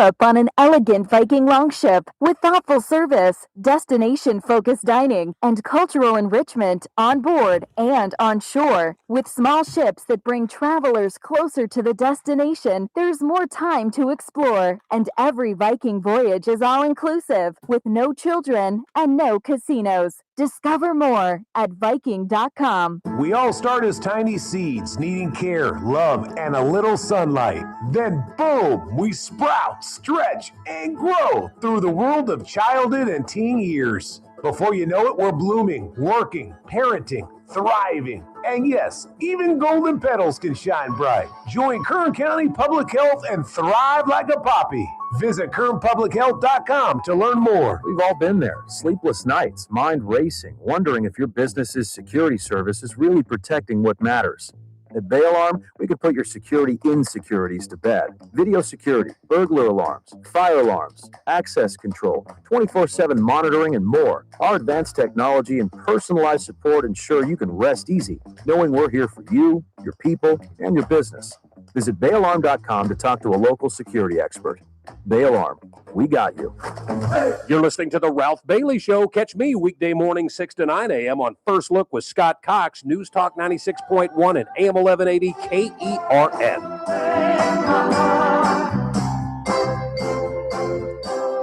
Another late night for the kid. Why is that now? Sabalenka, the defending champ. Yeah, she won last year. Arina Sabalenka, the Ruski, the Belarusian, which is, you're Russian. It's like saying you're Ukrainian. Deep down, you're Russian. Actually, Madison Keys won last year. Oh, that's right. That's right. He was in the final, but Madison Keys beat her. That's right. Well, Sabalenka is going against Svetlana, the woman that beat Coco Gauff. That's at midnight. And obviously, I can't watch Bill Pagula's child.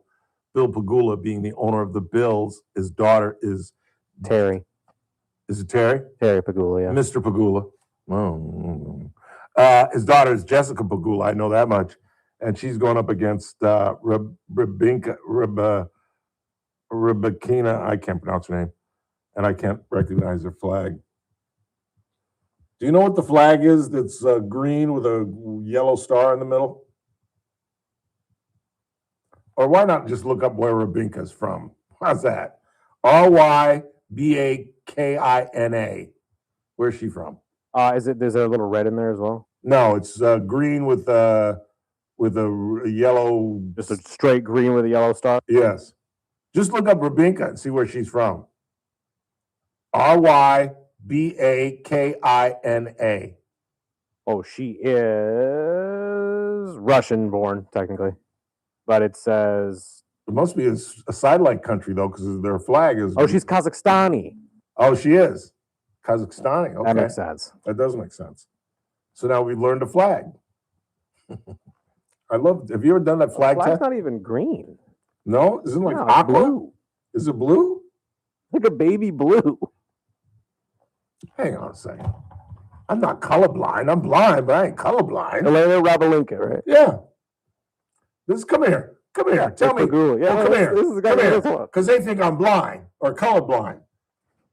Tell me, does this look blue or green? Does that look blue or green? Sir, that is blue. That does not look like blue. Let me see. That is green.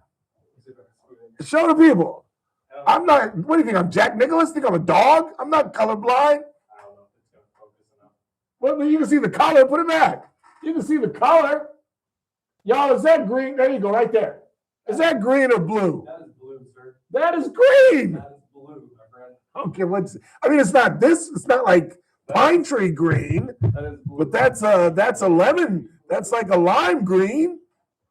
You crazy. You don't know what you're talking about. Youth is wasting on. You know what you're talking about. My eagle eyes. let me double check. Hold on. Maybe with the glasses, I'll see something. No, that looks green to me. I'm sorry, that looks green to me. Okay, I'm looking it up right now. The color of the Kazakhstani flag is sky blue and gold. Oh, that is not sky. Was that sky blue? It's a light blue. That might be a light blue, but ain't no sky blue. And it's also not a star; it's a sun. Well, I knew it was yellow. Got that part right. I don't know. Maybe I am colorblind. That's going to do it for us. I want to thank Howard Marcus for joining us. Daniel Petrie on his day off. He'll be back with us tomorrow. And joining Mr. Petrie, of course, Mr. Turnipseed, Executive Director of Current Tax. We'll talk about, hopefully in June, or no, in November, will become a charter county. And when we lose a supervisor like David Couch is about to ascend to Sacramento, it won't be Gavin Newsom appointing. It'll be his fellow colleagues on the Board of Supervisors. So vote in June and November. In the meantime, I'm going to dinner with my new client, Mike Arier, for Chris Burdick. I'm Ralph Bailey. That's what's really going on. I will rap to you tomorrow.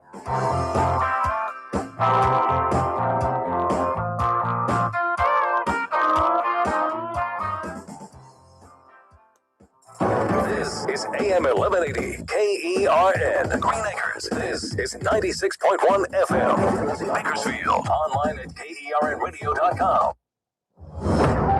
News this hour from Town Hall. I'm Keith Peters in Washington. Don't put those snow shovels and gloves away just yet. Another storm may be coming your way. Forecasters are fairly confident that a storm will develop. It's too early to know the strength, where the storm will go, and how much snow and ice you'll get. This storm is expected to form on Saturday off the Carolina coast and then move into the mid-Atlantic and New England on Sunday. One thing is certain, cold air will continue across much of the eastern half of the United States through next week. Correspondent Bill Alexander reporting.